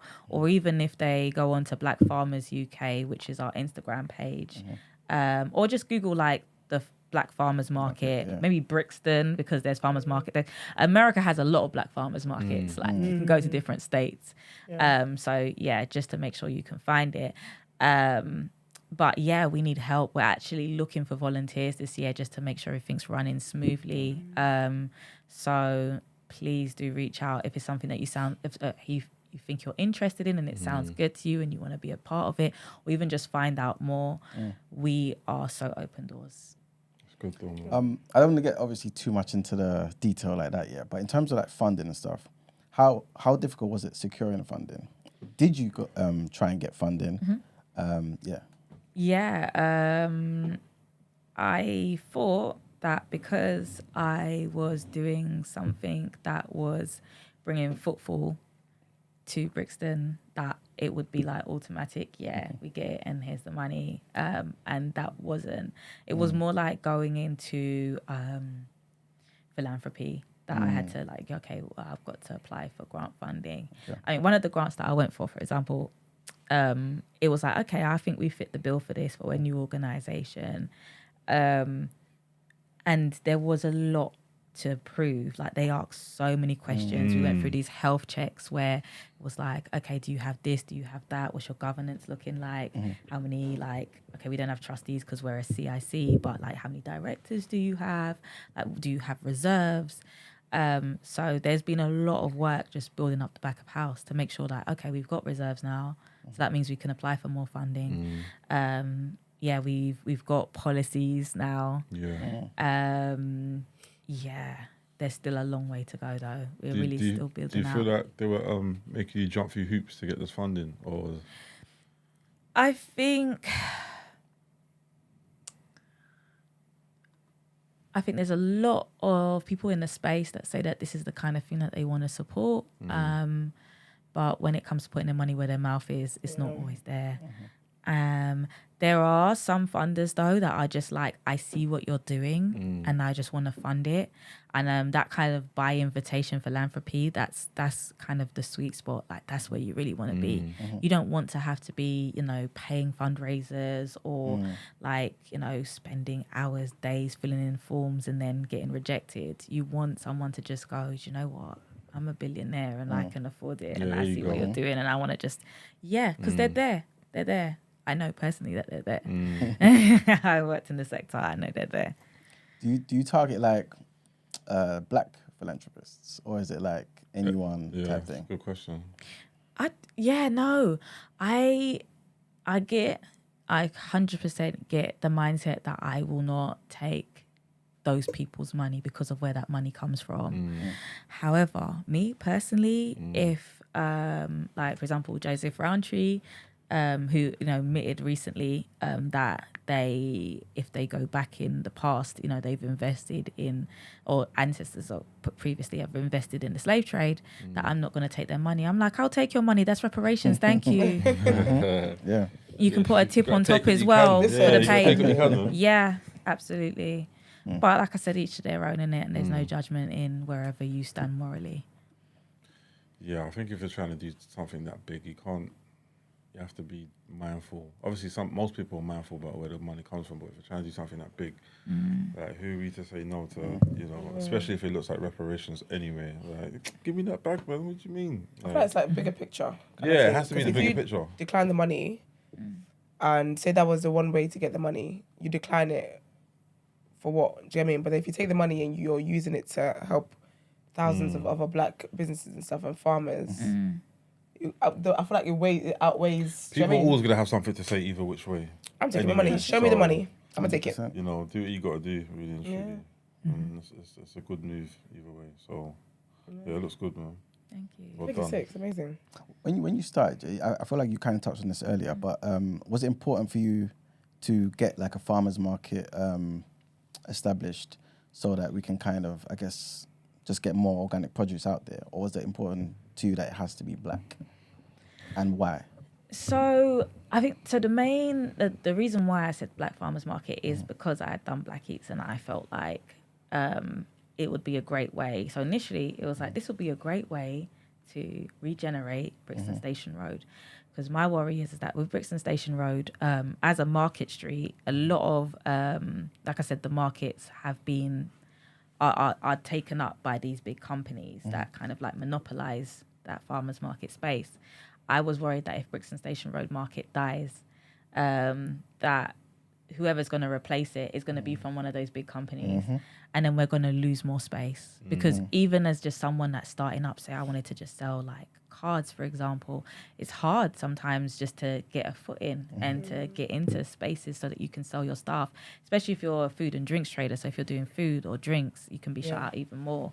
So I wanted to hold that space, not just for growers, but for, you know, small Black entrepreneurs. And it kind of ballooned off of that. But the more, obviously, like I said, I got to know the reasons behind why we don't see Black growers and farmers here in the UK. And also I want to say that as well here in the UK, because, you know, you meet the average person of colour and they've got family that are farmers, fishers, do you know what I mean? Like, and it's not even far. It could be just one generation. Could be like, yeah, right now my granddad's in Jamaica and he has a farm. So we are coming from places like the global south feeds the world. Yeah, that's the warmer side of the planet. That's where we get a lot of the food we import it in. So, like, let's not forget that we have that in our blood. But when we come here to these really concrete urban environments, we lose that. And it's about going, actually, like, that knowledge there, that's valuable. That's gold. Let's not lose that. Let's tap back into it. And let's show that this is also an option. Like, and I came out of school, I would have never have thought doing anything with growing was an option for me. There was nothing that I was told by the, what do they call those people that tell you what you should do with your life? Oh, guidance counselor, careers, kind of thing. They be getting it wrong all the time. Exactly. I never got to see them, to be fair. So yeah. They get it wrong.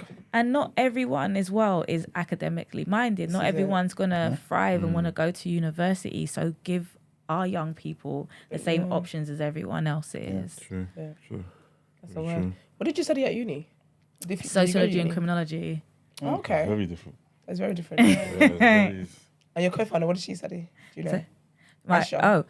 Oh, she didn't go to uni. Okay. Aisha just kind of like, she worked, she's smart though. And it's just like, also it's that whole, have you got a good degree? Did you go to uni? And it's like, listen, I give this girl a spreadsheet and I tell her to deal with it because I can't. She does. Like, she does. Yeah. She does the numbers. She's got that arithmetic brain that, I can't, don't do that.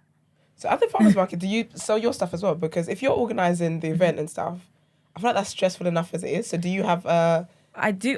Me and Aisha share a store. We don't even give ourselves our own store. We share it. What does she do? So it is.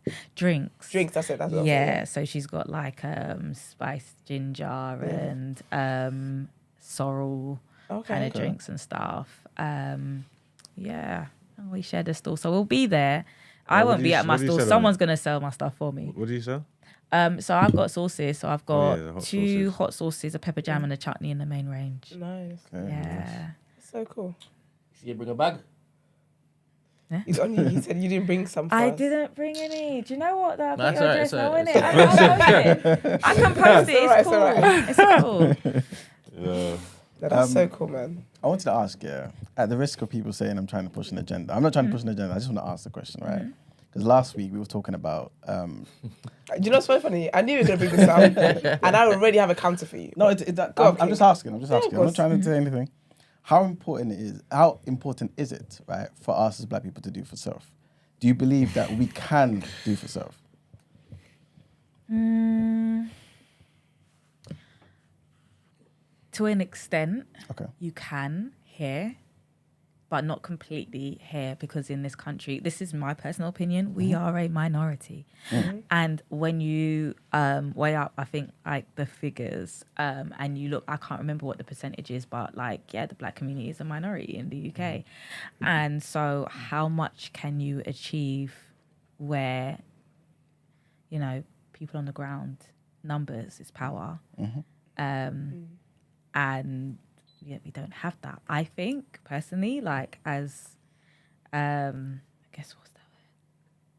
What was Marcus Garvey?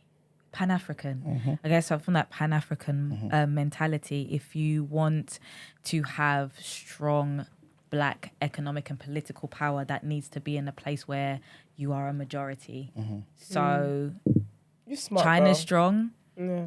Don't mess with Chinese people. India's strong. Don't mess with Indian people.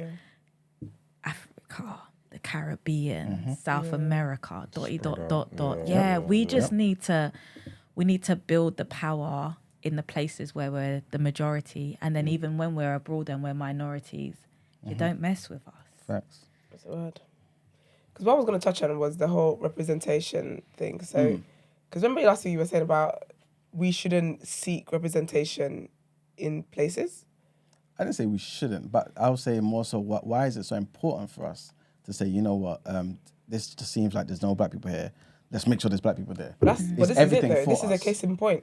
No, because in the farmers market, she was talking about how it's white dominated, and there are black farmers. Yeah. So essentially, this is that. It's us being represented at farmers markets as well. It provides opportunities, all that kind of stuff. I hear you, but I think I'm saying it differently. I'm seeing it as those other two places, like you said, that kind of gatekeep. You guys said, okay, fine, I'm gonna do my own, and so the black farmers market was made.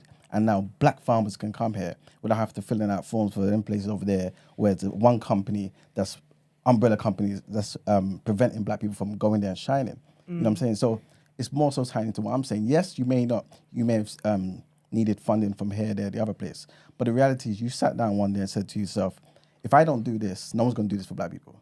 So let me try and do something. And other black people like-minded like me can come together and we can create this. If we don't think this way, we won't have this black farmers market and other black conglomerates, institutions, and things of that nature. That's basically my angle. I think yeah, but then there's a part of it also where it's like, that was my personality. I'm a doer. Like, and I'm a problem solver. So I'm like, there's a problem, it needs to get fixed. There's a gap, it needs to get filled. But a lot of people don't. Like, a lot of people, it's very scary because then you put yourself on a platform, being here today. I mess up, that's embarrassing. And a lot of people aren't willing to put themselves in those uncomfortable positions. But in regards to representation, it just reminds me of something I was talking to my friend about recently. She repatriated to Ethiopia last year, and she's got 4 kids now. And she was saying to me, like, with her older kids, she was like, I don't have to, like, when I was back in England, I had to kind of, I'm going to teach you our language. I'm going to make sure you know our history. I'm going to teach you. Here, it's like the kids eat it, live it, breathe it. They don't have to be told, you can be anything you want to be. Because they can turn on the TV and see that the leader of their country looks like them. It's There's them. so much power in that. And I know when people talk about things like, like how brazy Nigerians are, it's like, because they see people doing everything, being billionaires that look like them. So of course they're gonna be brazy. Like that's where I think, representation is important. It's not important everywhere. And as I'm not saying everywhere as in like we're overrepresented in the worst places. Even though we're a minority, we make up too much of a significant figure in expulsions from school and numbers in prisons or the criminal justice system. So I like what you said about, because I hold the same sentiment in terms of where we are the majority, like back home and stuff. We need to get things right there, because interesting you touched on the confidence that comes from when we're the majority in the spaces. It is a thing where we don't seek representation of us. I do believe in representation in places where we are the minority, just because we contribute to the economy, we contribute to everything that makes a society what it is. So I do believe that we should be there. You should be seen for that. Absolutely, your labour is being commodified, so therefore you should be. Exactly, but it is a thing where back home, I wish we would get it right, because then everywhere else we go in the world, that respect will follow us. It's like you gave the examples of that, the Chinese, for example, they're working hard back home. Wherever they go, you rate them. Even if it's just one of them in the room, you rate them because you know of their work ethic from where they come. So I really do hope, like, over the years we do get it right. I feel like the younger generation have a different mindset. But again, I do give grace, because I feel like the older generation, they had a lot of things to fight against. And I think they kind of laid the groundwork that allows us the privilege to want to have businesses, to want to be able to do for ourselves and all these things. So I'm praying that we do, like, as time goes by. But it is a real thing, because I grew up in Nigeria, and that, I don't know, there's just so many things that when I hear here that people grew up with, like, it doesn't register to me. Like, I can't relate, because again, like you said, back there was all sorts of successful people. Everybody was black.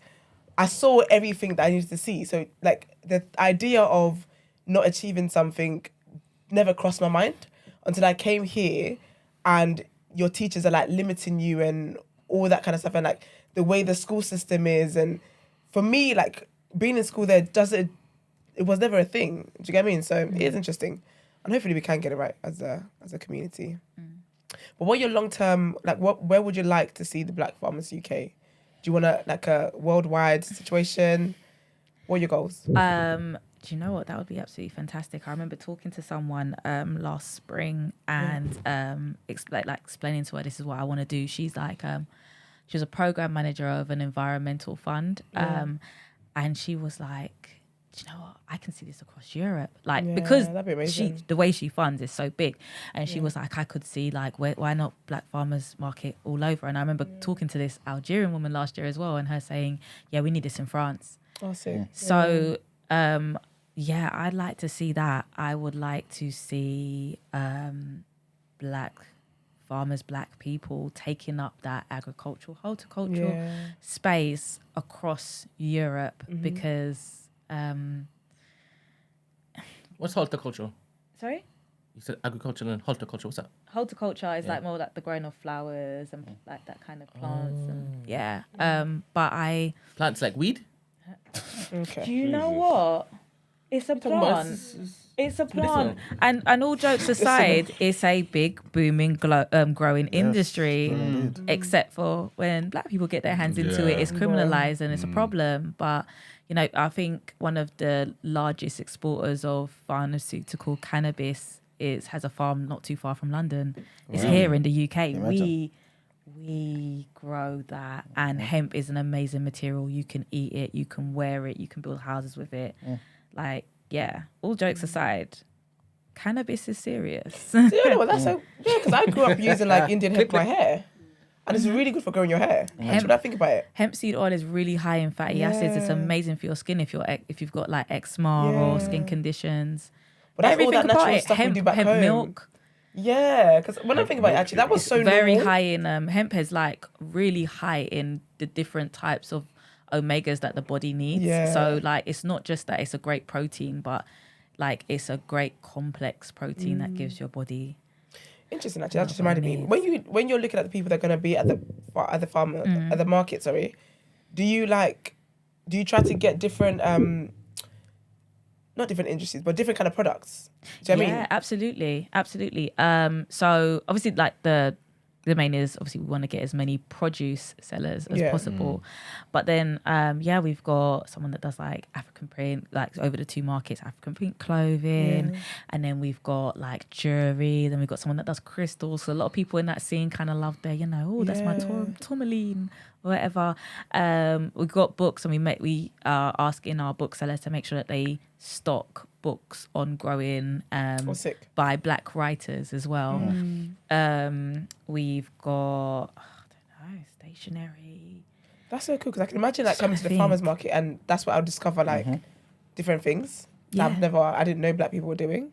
There's so much. I mean, there's one that's really exciting this year, and we got them for both days. And this is two young guys, and they make terrariums. So terrariums are where you've got like a whole garden in a jar, like a mini ecosystem. Wow. Yeah, and they're gonna have some that are already made, and then they're gonna have some that you can make to order. So they are gonna be putting all the different elements in there for you. You take it home, you water, you've got a whole garden. So if you're on the 10th floor and you haven't got a balcony, at least you've got that little piece of nature in your home to keep that the is feng a shui smart moving. idea. Have you ever had to turn down anyone? Oh, we've had to turn down so many people this year. It's been hard. Yeah. It's been hard. Is it because of their products or because of like... So it's like the number. So first thing is we wanted to invite back as many people from last year as possible. And we only got 2 days. So it was like, we wanted to say, thank you for supporting us from the start. Yeah. So if they reapplied, then we were like, there's space. And then after that, bringing in like new businesses we haven't traded with before. But as we only have 2 dates, got to fit everything in. Yeah, and there's a lot of people that like sell candles, for example. When there's like, we don't want to have all 5 candle sellers. We want it to be like, okay, there's one person that's selling candles and diffusers, one person that's selling clothes, and one person it just feels fit. It's a mixture. Yeah. Okay. All right. In the spirit of inclusivity, right? There you go. Obviously, you turned down white people. They didn't apply. All right, cool. Let's say they did. Okay. Let's say the initial submission is from a Black person, right? And then on the day, they're sick. So the person behind the stall now is their wife or their husband, and they happen to be white. Can that run? If the business is black. Because here's the thing, okay, the optics of it is. I don't mind, to be honestly, no. I'm saying this. No, this is a good question, because the optics are, this is a black business because I see a black person selling to me. Yeah. But is the money going into black bank account? Yeah. That's Exactly. what I care about. Because actually, on Brixton Station Road, when I was coming to do the market last year, and I was handing out flyers like this time last year, I remember talking to someone and they were saying to me, "Oh, there's already black farmers on Brixton Station Road." I was like, "Is there?" They were like, "Yeah, look, see that farm? Look, there's 2 black women there." I said, "Is it? That farm, do you know who owns that farm?" They've got black women selling in Brixton because the optics work. But that money is not going to a black business. That's what I care about. It's the economics. I don't play about, nah. What was that, Emmanuel? That was annoying, sorry. I'm happy. Makes sense. Like you're not going to see like a yard man selling Chinese food at the Chinese shop. It's not going to happen. So yeah, I get it. Makes That's sense. amazing. I love that. So at the moment, it's twice a year, right? It's twice. Yeah. Twice a So year. this is like, saying at the moment, it's so new. It's just so new. Like, to be Yeah. honest, we had Yeah. our pilot. We're back now. We've got 2 this year. Over the next 12 months, there's so much we want to do. We want to do talks. We want to do kind of like a holistic wellness event. We want to do, we want to do kind of workshops where people can come and learn more and maybe even visit some of the farms, the growing projects, have tour, and learn about how they can get there. There was someone that came up to one of my colleagues and told her because she fed back to her. So she was doing permaculture workshops at the market last year. And that's something that's free as well. People can come and learn on the day. But she said to her, okay, so this is what you need to do. And she said, do you know where I can go? She said, you can go here and you can volunteer. The woman went there, she volunteered, then she did her horticulture qualification. I think she's done her level 2 now. She came back to my friend just to tell her, I've bought land in Ghana. Like I'm setting up my farm. Like I know what I'm doing. Like, and all of that stems from you talking to me at the market. Oh, that's amazing. It's been within 12 months of that. And that's just amazing. And so if that's just one person, I don't know how many more stories. We don't know because people don't really come back to you and find you just to tell you that. But yeah, that's the change you want to see. Like it's not... Yeah, it's not. We're not looking to kind of just do things that just look good and make some nice content. Like we're looking at structural change. All right then. We want to feed into things that make a real difference and get as big and as powerful as possible, so that we're able to start talking to the people that make the decisions that make a difference to us.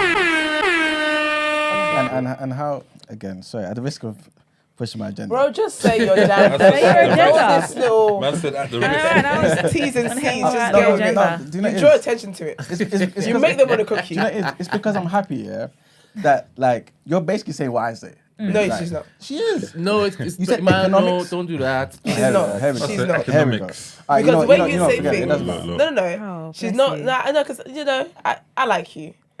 His brand is different to your brand. Maybe I say it with brute force. This is it. You do. Just force. Yeah, Just maybe I don't say brute, force. just And force. sometimes yours is rather idealistic. But that's just saying It's what not I'm saying. realistic.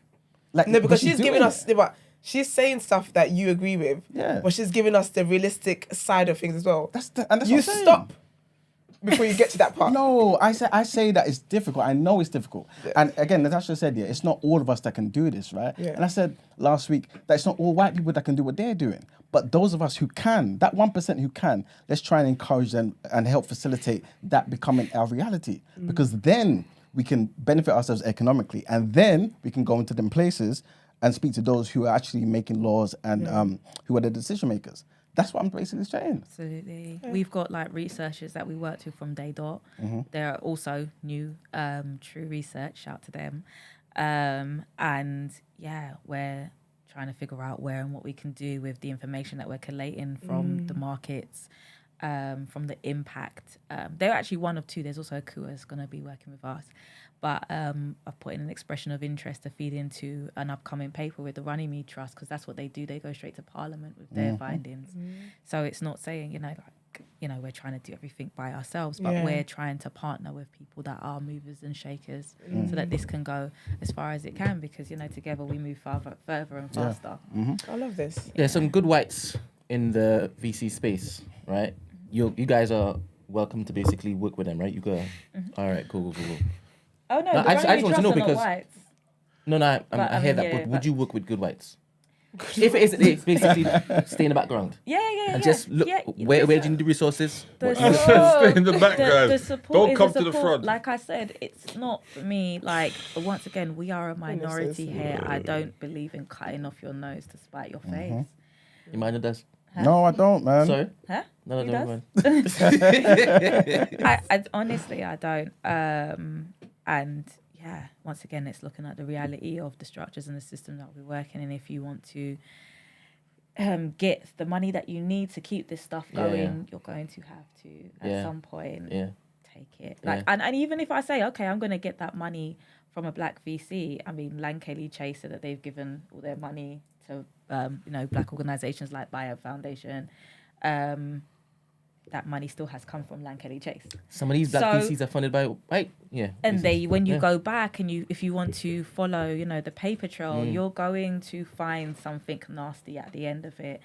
Like, it's about being realistic. We are adults here, innit? We know the atrocities that have happened. But also, kind of when I think about like what fellow critics said about, water not having an enemy. Like, money don't take sides. Fella knows. Man, did fella say that? Say again? Did fella say that? You did, man. Yeah, it was a whole song. Say water, not get enemy. Yeah, water, not get enemy. I said it in very English way. The reason why I asked you the question before about how many times a year is because, like, what would it take for I guess, you to do what you want to do, to do the Black Farmers Market, let's just say once every month? We would need more black commercial farmers. Okay. It's that simple. Even if it was a handful, if you had 5, or even, do you know what? You could literally, if you're building it around other products, if you wanted to have a black farmers market, you would need 3 solid black commercial farms. And they would then supply that market, and then you could have it throughout the year. But when I say commercial, like, they would have polytunnels, because obviously our seasons are not tropical, so you would need to have the space and the resources to have, kind of very large scale kind of greenhouse setups so that you can grow throughout the winter. And that's what our growers don't have, unfortunately. Okay. So ideally, like, with the amount of growers that you have, right, what would be the max that you could do? So let's just say money was an object. Right now, we're doing the max that we could do. Okay, like, the dates that we chose were determined by when the growers could show up with the most amount. Okay. So at the moment, we are hitting the sweet spot for them. Okay. But as I said, hopefully people come along, they learn, they're encouraged, they go, let me invest. I'm not going to reinvent the wheel and try and start from scratch. I'm going to buy someone else's farm and I'm going to take that over, and then I'm going to be here doing this. Like, I don't know. Sky's the limit. Can I just ask a quick question? Yeah. I know people obviously know about allotments and things of that nature. Yeah. But how can, let's just say all of us in this room thought, you know what, let's get a farm. What's the first step at doing this? I do not know. Okay. I am not a farmer. Yeah. But once again, there are people that I know that know.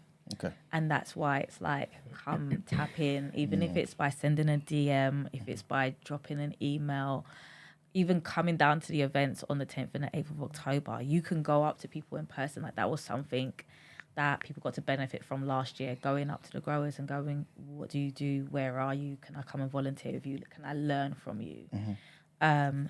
And I've never heard someone come back to me and say, oh, that person, they charged me this, or they were rude, or like, they're so open door. A lot of the people that are there are going to be coming from growing projects like Black Roots, for example. They're backed by Ubele, are based up in Wolves Lane in North London, and they're always looking for volunteers, and they are a community growing project. So that's what they're about. They're about bringing in the community so you can grow. Like it's there. And there are people, like I said, Kenyan Pig Farmer, I know, is an amazing source of information on this is how you get land, this is how you buy livestock, this is how you sell it, and like just so many fonts of knowledge. All right. Good. Anything else you guys want to add? No. Well, we do have 2 questions we ask our guests. So tell us one thing that nobody knows about you, and also what your biggest life lesson has been. Could be anything. He knows about me. I don't want to say that live on air. Some There's a reason why it's a secret. Sorry, some people said that you have a calm temperament. Do you actually get angry anytime? Oh God! What does it look like? I have. So what does it look like? I would say I'm an ambivert. So right now I'm probably in like who? my ambivert. So I'm half extrovert, half introvert. Is that a real thing? That's Yes, a it real is. thing. I'm that. That's me. Like, so maybe right now I'm in my calm introvert phase, but anyone that knows me knows that I'm energy. Like I've just done since Thursday onwards, Carnival done last night, like dung dung dung. Yeah, I'm a ball of energy when I'm ready. But you know what? I think sometimes, even when you're angry, like all that shouting off and stuff, and you lose your voice. No. Sometimes it's just slow down and cuss someone calmly. Yeah, it hurts. It cuts I deeper. feel that more. Yeah, I love absolutely. when you slowly tell someone off about or tell them about themselves in a very calm manner. It really enters the spirit. It really is my favorite thing to do. There's nothing worse than riling someone when they're all and then you just, are you alright? Literally, just read them for filth in a calm voice. Me and you's not size. You're not. Nah. Does the job. Okay, well, I guess that's one thing no one knows about you. And you're, introverted and extroverted. Yeah, I guess so. And a life lesson that I've learned: do it. Make mistakes. Learn. Iterate. Come back better. Come back stronger. Come back harder.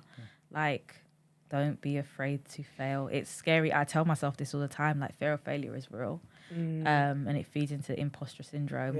And it stops the best of us from doing great things. Which is why you see mediocre people going far, because they're just not scared. They just do. They've got confidence. They've got confidence. Yeah. And especially like I feel for women as well. Like there is definitely like a that kind of feminine energy of like resting and sitting back and thinking and planning and thinking your way out of things rather than just shutting your brain off and doing. Yeah, that's a word. So yeah, just do it. And like sometimes the worst thing someone can say to you is no. Yeah, I mean, I always say that. That's one no though. Yeah. Like, the next one might be a yes. Go again. Yeah. Yeah. Reload and go again. This is it. It's been so much fun having you. I love what you do. Very proud of what you do, and I'm going to try and make the 10th of October. Yay. And 8th of September. 8th of September. And 8th of October. 10th of September and 8th of October. Yeah, it's a Sunday though.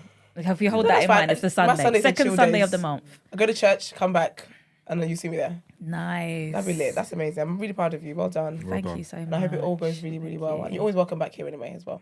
Okay, thank you. Yeah. Can you let us know your Instagram, social media handles and stuff, and website as well? Absolutely. Listen, you can pull that up for me. Make sure I'm gonna say it right, please. Black Farmers UK on Instagram, at Black Farmers UK on Instagram. Lovely. And then the website. Oh, it's there. www.bfmarket.co.uk. And then our email is info@bfmarket.co.uk. Lovely. Do people need to get tickets for the? So yeah, events? you can. So basically, it's free. Yeah. It's a street, and no one's gonna stop you. Yeah. So if you just rolled up, you could. Yeah. But if you get a ticket on Eventbrite, it helps us to know kind of like Numbers. beforehand the numbers of people that are coming. So that's always useful. Okay. Lovely. Good luck. It's really good.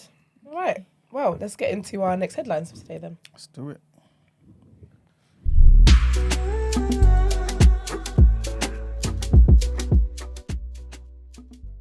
It's debatable, yeah. Yeah, very debatable. Sorry, get going. Sorry, what time did you turn up? Oh. All right, thank you. Correct, I was gonna send you some back and out. Look at that. Trust me. I was gonna send you some back and out. Sorry, I apologize. I take it back. Put our names on the jar so he knows he doesn't get one. Trini vibe.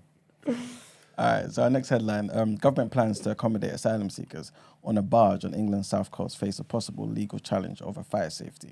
So lawyers for the Fire Brigades Union, the FBU, have written to Home Secretary Suella Braverman, raising the issues, including overcrowding and fire access on board the Bibi Stockholm. The government has been given until Thursday to respond.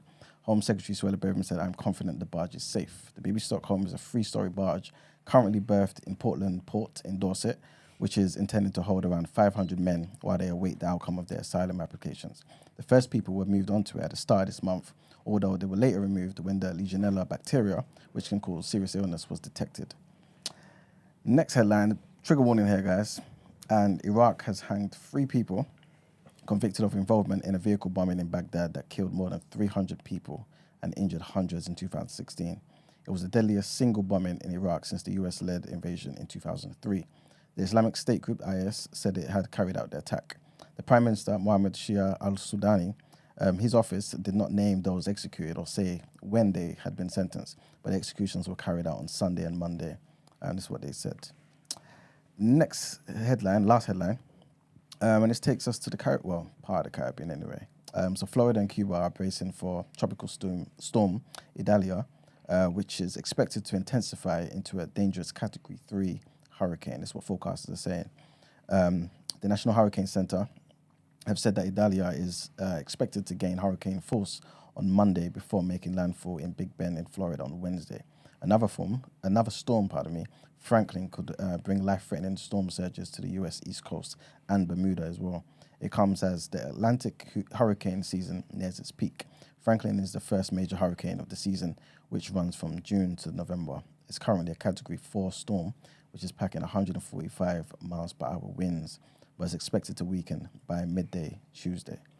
And in an update on Monday afternoon, the agency said that Franklin was already causing life-threatening surf and rip currents along the southeastern coast of the U.S.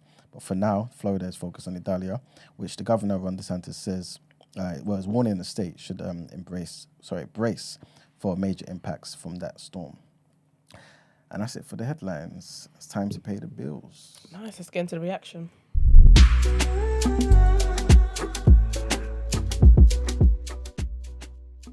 Still up.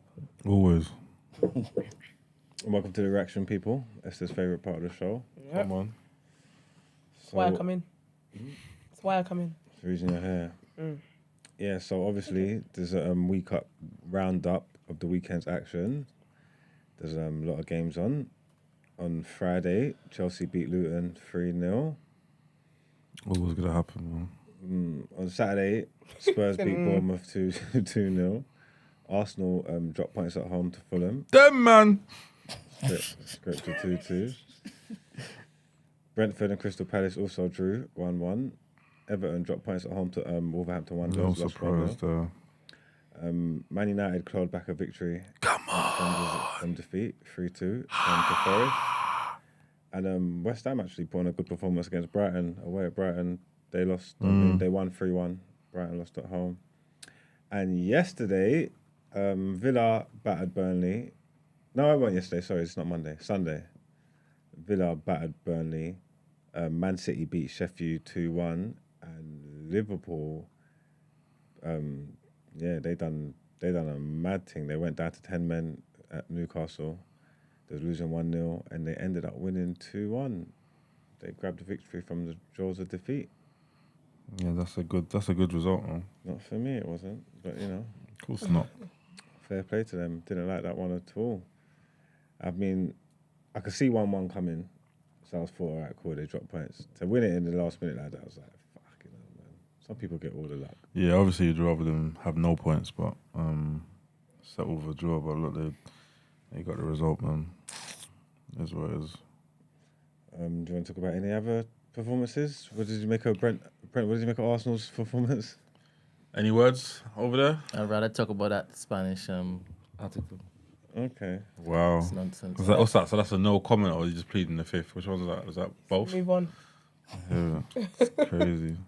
All right. Well, in other news, we got here that Chelsea is out of favour. Striker is closing in on a loan move to Roma. I think that looks like it's happening, right? Yeah, that looks like it's pretty much done. The deal includes an 8 million loan fee, and Roma will be covering Lukaku's wages. Yeah, so that got dealt with, nice and sweetly. This guy's going to play for all the Italian clubs, isn't it? He all loves the big it. ones, isn't it? He loves it over there. Really apparently. likes it out there. He don't want to leave. Chelsea is still generating more money. A Yeah. little 8 million fee will probably make them be able to spend another 100 million. Oh, 150. Real quick. I just want to buy everyone. That is crazy. In avenues, Luis how do you say his name? Rubiales. Rubiales. Yeah. I think so anyway. Well, the Spanish Football Federation regional president calls for his resignation. So Spanish Football Federation regional leaders have called on their president, Luis Rubiales, That's to great. immediately resign after he kissed Where's the player horns, Brent? Jenny Hermoso. He's not resigning. You have to drag him out by the scruff of his neck. He's not resigning. He's Whatever like, he's what? saying is- He's not want to sack me over a peck. That's what he's basically Nah, said. that was a lips. You don't lips people unprovoked. I reckon they're probably chopping anyway, to be fair, because that was just so random. It's just random. It's out of nowhere. Like, you're the coach. Literally caught her off guard. I'm like, no one is this excited. all the people you're kissing after a game, it's like one of your players. What? That's never been seen before, ever. So I think there's a little bit more to it, but what do I know? Just gotta try and live on a Tuesday morning. Right then. In avenues, But did you hear that the Spanish FA was looking to remove all of the Spanish clubs in favor with this stupid ban? they were telling them UEFA to ban them or something. Yeah. Like that. And if they ban them, then the clubs wouldn't have to participate in Europe and stuff like that. Yeah. Yeah. What do you think about this stupid news? Huh? What do you think about this stupid news? Yeah, I think it's crazy still. Yeah. I'll put them in Why are they making such a stupid stand with this man? I don't know, but I'm gonna put them in Donna here anyway. You must know stuff about them. There must be secrets. Yeah, there. I think must have something about I'm them. telling you, there's more to the story. It's a distraction from something. Yeah. Do you reckon? Like, look how many mad things have happened and they haven't gone, let's ban the whole country. Like, Something's going on. Could be, something is definitely going on. This is not a hill to die on. It's not in it. There's many more hills to be on. Yeah, like He's got some inside information. 100%. Maybe that's why he didn't care about kissing the thing. Like, I can do this. Yeah. It is what it is. What are you going to say to me? Well, in other sports news, the boxing on the weekend, did you watch it? I didn't, I just see a couple Yes. knockdowns. I did. You said it was an unfair match, sorry? Me. You think he got cheated? To me, it wasn't a low blow. Nah. It wasn't a low blow. Nah. And that doesn't mean he would have won the fight. It just means that at least Usyk, because at the end of the day, Usyk kind of milked it. It's kind of like if somebody's playing in football, bad tackle, man will milk it, right? Unless the referee says, look, I'm going to give you a yellow, right? He will get up immediately. You know what I'm saying? Usyk, if they started counting to 10, right, he would have known that his belts are on the line, and I think Usyk would have got up. But the thing is, Dubois would have had an advantage because Usyk was hurt, was 100%, genuinely hurt. 100%. You know what I'm saying? So at least Dubois would have been able to pounce on him and, you know what I mean, like try and end the fight. But to say this a low blow, to give him His 4 what's called minutes, are pretty high anyway. His Yeah. belt's pretty high anyway, and that's what a lot of clever boxers do. They put it as high as possible. So anywhere below there, it looks like it's a low blow. That's not. It's not a low And the thing blow. is, when it's super high though, a lot of the time the referee will take the time to be like, look guys, your belt is high, so any shots on the belt is fine. That's a legal blow. You know, the referee didn't do that in the change room. Apparently, didn't do it in the ring as well. But the reality is, his navel wasn't showing, and them Nah, it shots, was it? them Yeah. shots around there is fine. Below the navel, they say is kind of illegal, right? But again, you see it in every fight when boxers are throwing in body shots, it always hits the belt. I swear, And people ain't stopping the fights. Eubank old school. Yeah, you used to have to his put it kind of high. high up, Yeah, used to have it high, yeah. Just, it's a smart tactic. Yeah. Because obviously you're cutting everyone, you're cutting the ref. But unlucky to the boy, man. Yeah, man. I mean, again, I'm not necessarily saying Dubai would have won the fight. No, but he would have had advantage. We'll never know now. Exactly. Really, And it's and not truly. fair. Yeah. So He was cheated. He was cheated in that regard. I wonder what Kevin thinks at a time like this. who? Kevin. I think he would have won. You think Dubai would have won? Yeah, because I think that reaction to that punch, Significant damage, isn't it? Like, I get you saying he was milking it, but the initial reaction was genuine. Oh, yeah, 100%. He was hurt. That took him out. Yeah, he was hurt. Proper hurt. He might not have been able to compose himself in 10 seconds. That hooked him. Yeah. I think Dubois got robbed. How long did they give him after? Like 4 minutes. Yeah, almost about It's a long time, to recover. That's that's real recovery time. Taking away the momentum. Yeah. That's longer than a round. You know what I'm saying? Basically, So, yeah.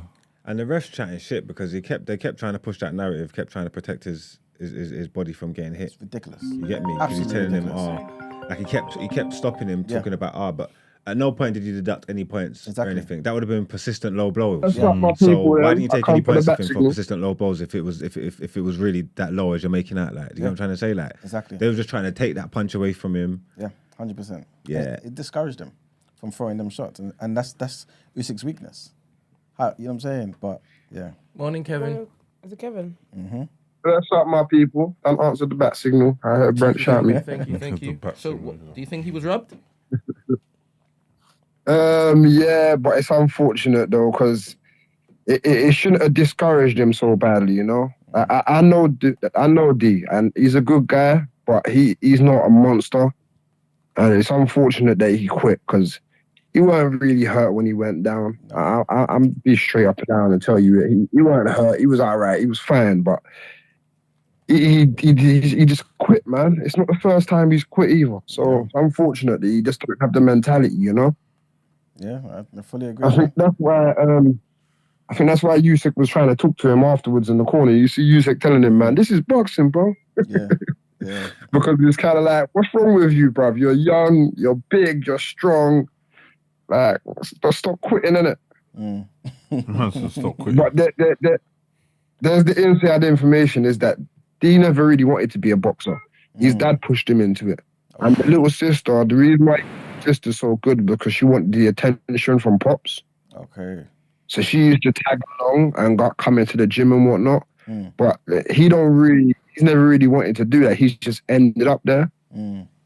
But if your heart's not really in it, when the going gets tough and you get hurt and you catch these shots and you're gonna quit because you're not really there for it in the first place. You know what I'm saying? And once you quit that, so it's unfortunate. It makes it easier to do it again, isn't it? It's over. So wait, Kevin, do you know what Everyone you wanted to knows do? now. Kevin No, I just know he didn't really want to box. Okay. Like, I just know he didn't really want to box. Like, Basketball, a maybe, lot of us because are like, he's a man. big youth. Nah, I don't think so. But I know he loves his PlayStation 5, bro. That's about it. I can't tell you much else information. You know what I mean? But I was like that. I got pushed into boxing, and then you either sink or you swim. It's kind of like that. A lot of old boxers' kids get thrown in. I got put in the ring at 8, so I understand that like you might not be in that, and then the monster might develop in you as you get older. By the time you hit 30, you might have developed a different mentality than you do at 25. I think the boy is 25. It's a young boy still, you know? So when the going gets tough, you just, this is long and I want to go home now. So Kevin, did you sink or swim? Me, I swam. Okay. Yeah, I swam. I did my thing. Yeah, I did my thing still. I have my fair share of fights and my just as many wins, so. Okay. But I get it. A lot of people don't, you know. Like I've seen it in there. I coach, so I've seen it in there. I've seen kids get in there, and their dad's like, yeah, or their mum's like, yeah, go and have it. And then they get punched in the face, and they're busy looking over in the corner. It's like you really don't want to be here, innit? Like you really don't want this, innit? But it is how it is, man. It is how it is.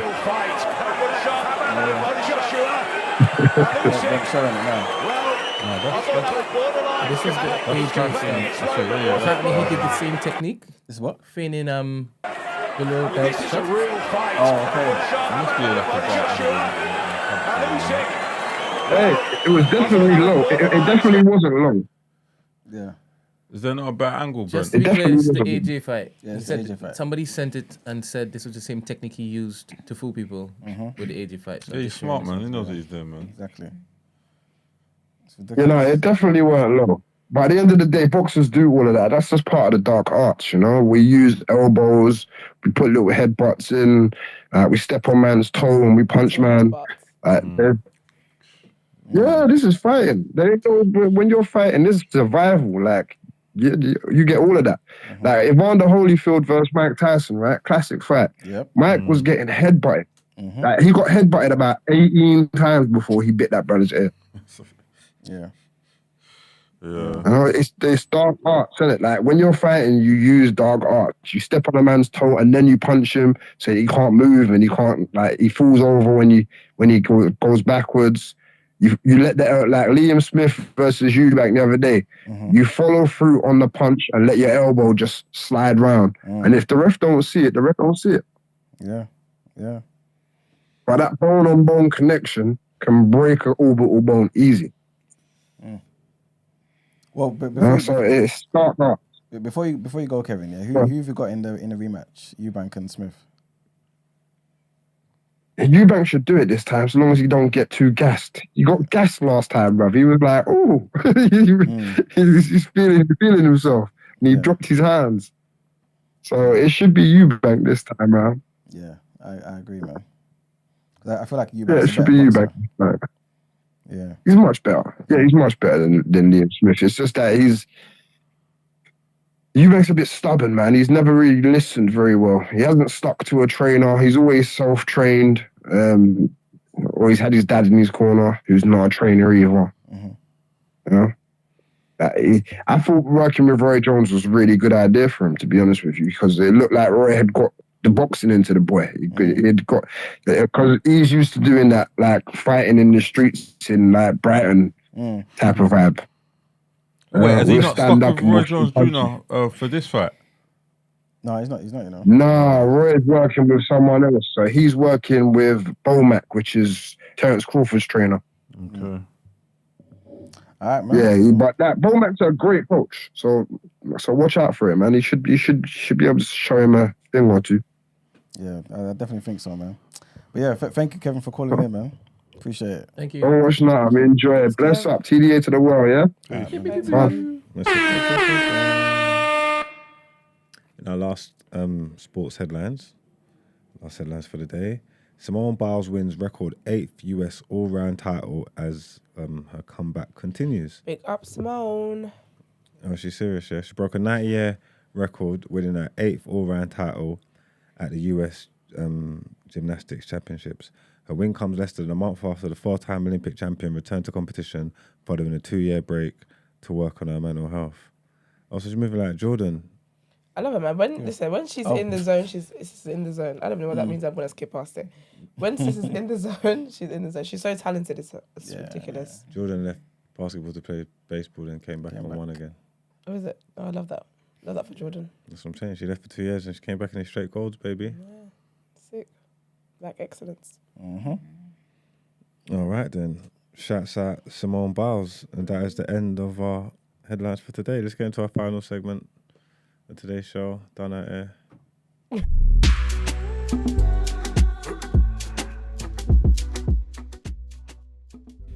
With the contestants. Oh no, I'm just going to bring it back to sports because I wanted to talk about, how do you say his name? Lipsa. The Lipsas. Oh, Rubiales. Lip thing. How'd your wives? How'd your daughters? How'd your sisters?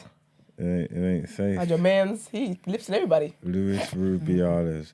You know who's funny? Who is actually funny, whether you don't find it funny or not. She is funny. His mum. No way. His mum's that I defended him. His mum's definitely the one that I. Hunger strike. His mum's turned to the Lord. What? Jesus Christ. What in regarding this case? She's praying on it. She's doing a hunger strike. Yeah. Not fully, because she's drinking water and energy drinks. Oh, she's cheating. Energy drinks. Hunger strike. Get out of here. She says she's going to keep going until her body Listen, can't hold out anymore. But if them angels aren't even delivering her. She's a mug. And Red Bull, so I reckon she's going to have a little bit of time. I think it's going to take time for her to go. She's praying on the mat. The angels are not delivering her message. I don't understand. God, she needs to just get a meal. Just eat, sis. Whether they say send back to sender. It's not delivering. Stop telling lies about. I thought she was getting it straight. Like no water, no nothing. What She's drinking water and energy drinks. No food, just no food. Water and energy drinks. Do you know energy drinks gives you? She's such an egg. What's she doing this for? She's She's an definitely attention seeker. She's definitely gonna just make it. But what on lies a are being diet. told though? What lies She's are on a being crash told? diet. Well, apparently it was consensual, wasn't it? What? I don't see how they get that from the video because In that I don't know- 0.001 millimeter. that, I don't know yo, when the yo. dialogue. I don't know when the dialogue took place That don't to make no say sense. that. Yeah, she wanted this. Consensual, you know. She consented. But is my girl complaining? The girl that got kissed? Of See course. that? I think she is now. You know what is? Didn't you see They that? put pressure on her to complain. She was on the live in the changing rooms right after the game, innit? And I don't know whether it was one of her teammates or if it was someone in the chat that brought it up.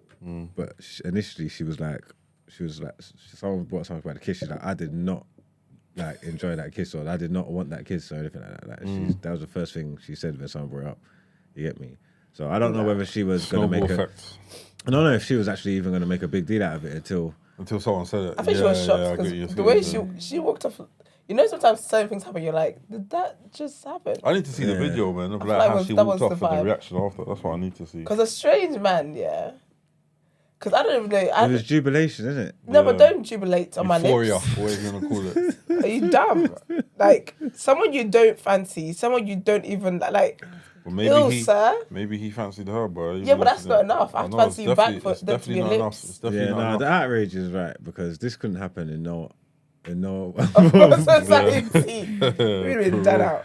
I'm saying, could you imagine that one of them man done that to Messi at the World Cup or something like that? No, he'll go bonkers. The quick lips. That's impossible, man. Lip sync thing, mad. No, When I first saw it, I thought it weren't real. Like when I saw the whole scandal and the whole debate, like I was thinking like this ain't. There's no way that happened. I was looking at what's going on. I saw it, but I was like, this ain't serious. Like this ain't real. This didn't happen. And then I kept seeing it. Then I saw the still footage of the kiss and I was like, maybe there's something more to than what meets the eye. Then I watched the video footage. I was saying, wait It's a there. psycho. Brother, it's a madman. The fact that he's doubling down about not apologizing is wild to me. You were wrong. But what's this cry that it's like it's not sexual assault or harassment? It's not. He's saying the same way that he would do it to his niece, he would do it to. Yeah, saying loving kiss to her daughter or whatever. Yeah, but you can't be kissed. Oh yeah. He didn't even kiss her on the forehead. Man kissed her right Like on the lips, on you the know. Smacker. Is it worth resigning? Yes. He's not going to resign. He's waiting to He get needs to fired. resign, though. If he gets fired, then he can get Well, he compensation. might have or whatever. history of doing stuff like this. People They that were can't be saying that he was trusted. groping himself in front of the Queen or something. Or is What? it the Spanish people What, got a queen? Elizabeth? Groping himself. They got a queen. Or groping the queen. Yeah. Like a Spanish queen or something. They got some kind of. Something. I ain't seen it. It's not like how they're saying. It's kind of like, you know them. Well, he ain't got his hands in his balls while he's by the queen. I was gonna say, You no, know, Like like, man you know them. how white people are like, you know them hooligans? Yeah, how they like all that type of stuff. To the That's basically queen? what he did. Not What? to her. He was just in the crowd. She was And he did this while he nearby. was dressed in a suit. Yeah. He's a He devious. was happy. He was happy. Game out. Game out. Oh, he was cheering. Yeah, Come on. yeah, exactly. That's what he did. No, game out. What type of chair In is a that? suit. No, but you know What that's type what of they chair do. is Nah, that? hooligans are You wild. know Have you not that seen the English shit. What hooligans? No, type but they're of- not dressed. Is that what you see in the terraces? Where the goal is scored? Yeah. I mean, I've seen it. I've never seen that. Look, when we Serious? went. Let's when we Wait. went Manchester. I've They were seen, moving wild. I've seen, you know Yeah, when see? they say like 3 swear words at the same time? And then they grab the balls. I've Yeah. seen that, but it's not jubilation. No, but it's part of it. Yeah, but you know he's what, happy though? saying to the other team, like, look, type thing. Yeah, but he's not like that's not his position. Like you're meant to be carrying yourself like you're somebody. Doing that in a suit is wild. But he's a proper football fan. I think that's why. Yeah, but you're at work. Act like you've been You here know what, before. Brent? Get him I out of don't know here, if man. you've seen proper English like hooligans. Like, Yeah, but are they the chairman of the UK? I don't know, England, whatever. Them man move No, wild. but explain to me. You're at work. You're telling me that when it is a goal is scored, they celebrate. They grab by their ball. They grabbing do their all nuts. sorts. No, but have you seen that? Listen, when I've never seen that. we were in Manchester watching the game and we were losing. No, we're losing to Leicester. We're losing to Leicester. and Must then have been we- losing. Yeah. Relax, big man. We're losing to Leicester. The That's United fine. squad. These men were moving wild in that. No, but what were they doing? Nah, listen, man. Some stuff is not for TV, bro. Do you know what I mean? I'm asking you, young man. They're moving wild. I'm Describe telling you. it. Listen, they're moving wild. Because I'm specifically talking about a particular gesture, and you're What, saying, grabbing your balls? did you see that? Listen, I won't look at no one's balls there. Then Relax, what are we bro. talking about then? What are we talking about? We I haven't don't seen it. know. I haven't seen it. If you've Would- seen it, then I'm would- like, cool, you've seen it. Would you resign? If I kissed, Yeah. To be honest, I wouldn't be In that doubling position. down as he did. Is he doubling down? Oh, Yeah, he doubled down before they decided to basically. Would you resign Take it though? further. They suspended him, innit? Okay. What is that? But he's not resigning. He's not resigning. I would apologize profusely, and if it is that they wouldn't take it, then I'll have to basically go. No one likes What you. look No what I one did? Doesn't he have a wife? That's what I'm saying. No one can trust your man's Doesn't their he have a wives whole anymore. wife? Yeah, but he's don't saying that care. wasn't a sexual kiss, innit? So Yeah. me Doesn't having matter. a wife, You the don't place intention your doesn't lips make a difference. He's saying In it this was a peck. COVID streets as well, that's so nasty. But I don't know where his didn't lips have been. he claim it was consensual? And they discussed Yeah, it he did. beforehand. See, I Has don't she like got a that. man? Don't go on I and don't, Has I she don't, got a I don't man? like that. Does no one No. know? No one knows if she got a man, no? She's got a man or a gal, but she's got a partner. She's so got Saturn. She got Saturn or someone there. Do you know what I mean? The How did partner. they feel? They wouldn't be too. No one cares impressed. about them. It's not about them. But still. If though, he hasn't got like- previous to doing this stuff and it was just a He one-off, does. He grabs his balls at work events. See, He and does. he's a coach. So what do He you does. And he's a coach. So what do you think football fans do? He's not a a coach. demon. Is he a coach? Manager? What? he's not a I manager. don't think he's a manager. What is Ain't he he the national coach? No, he's the president of the Spanish Yeah, FA. That's Oh even worse. shit! Ah, I thought he was a coach at I thought he first. was a chairman. I He's thought a the coach was president. shit. He's the one who sets the culture for the entire season. Oh, okay, Malfi. They was when they won the World Cup and they're coming to get their yeah, medals. He's handing them medals. no, it's coming together now. I thought he was the coach of the manager. Okay, cool. Get him out of here. That's nah, even worse. He's got to Are go. you giving still. your opinion without? Nah, all he's the got to facts? go. He's got to go. He's got to go. I'm not gonna lie to you. He's gotta But his go. mum's done at him before he's done at him, though. His mum's sick. She making brought, a scene. She She said brought she's God praying on involved. it. He's out here on the diet talking about I'm doing this for my son. Auntie, no, you're not. She doesn't want the money to dry up. That's me. That's what She's like, she's, there, he does. I that's gotta what she's work. protesting against. Auntie said I'm on a hunger strike, but I'm gonna drink Red Bull and water. Yeah, they're all done at here, man. It's tough in Spain right now, man. But The whole family's done at here. it's Their family deservedly problems. so, though. I mean, now he's made a big song and dance out of it. He's definitely got to go. He should have just apologized, you know, because it would have been done with and whatever. And he should have apologized, accept his suspension. Yeah, but and if he been back. apologizes, then Well, he's you're no. If he apologizes, then he's gonna have to resign because then like, he's accepting what everyone else is No, not saying. necessarily. He could just be like, oh, I was just really excited to see women win. Because I was like, yeah, men have more attention in the football world than women do. Nobody. That's why I know he's a creep. Nobody's this excited about female football. No one is. I'm a woman. No one's excited about women's football. And you're out here lipsing them unprovoked. Yeah. Get my man. It was crazy, man. Luis, I can't say his name. Look, And your mama. And your mama. And in Spain anyway, because their people are crosses anyway. So these are all done at here, man. Let's get into our outro.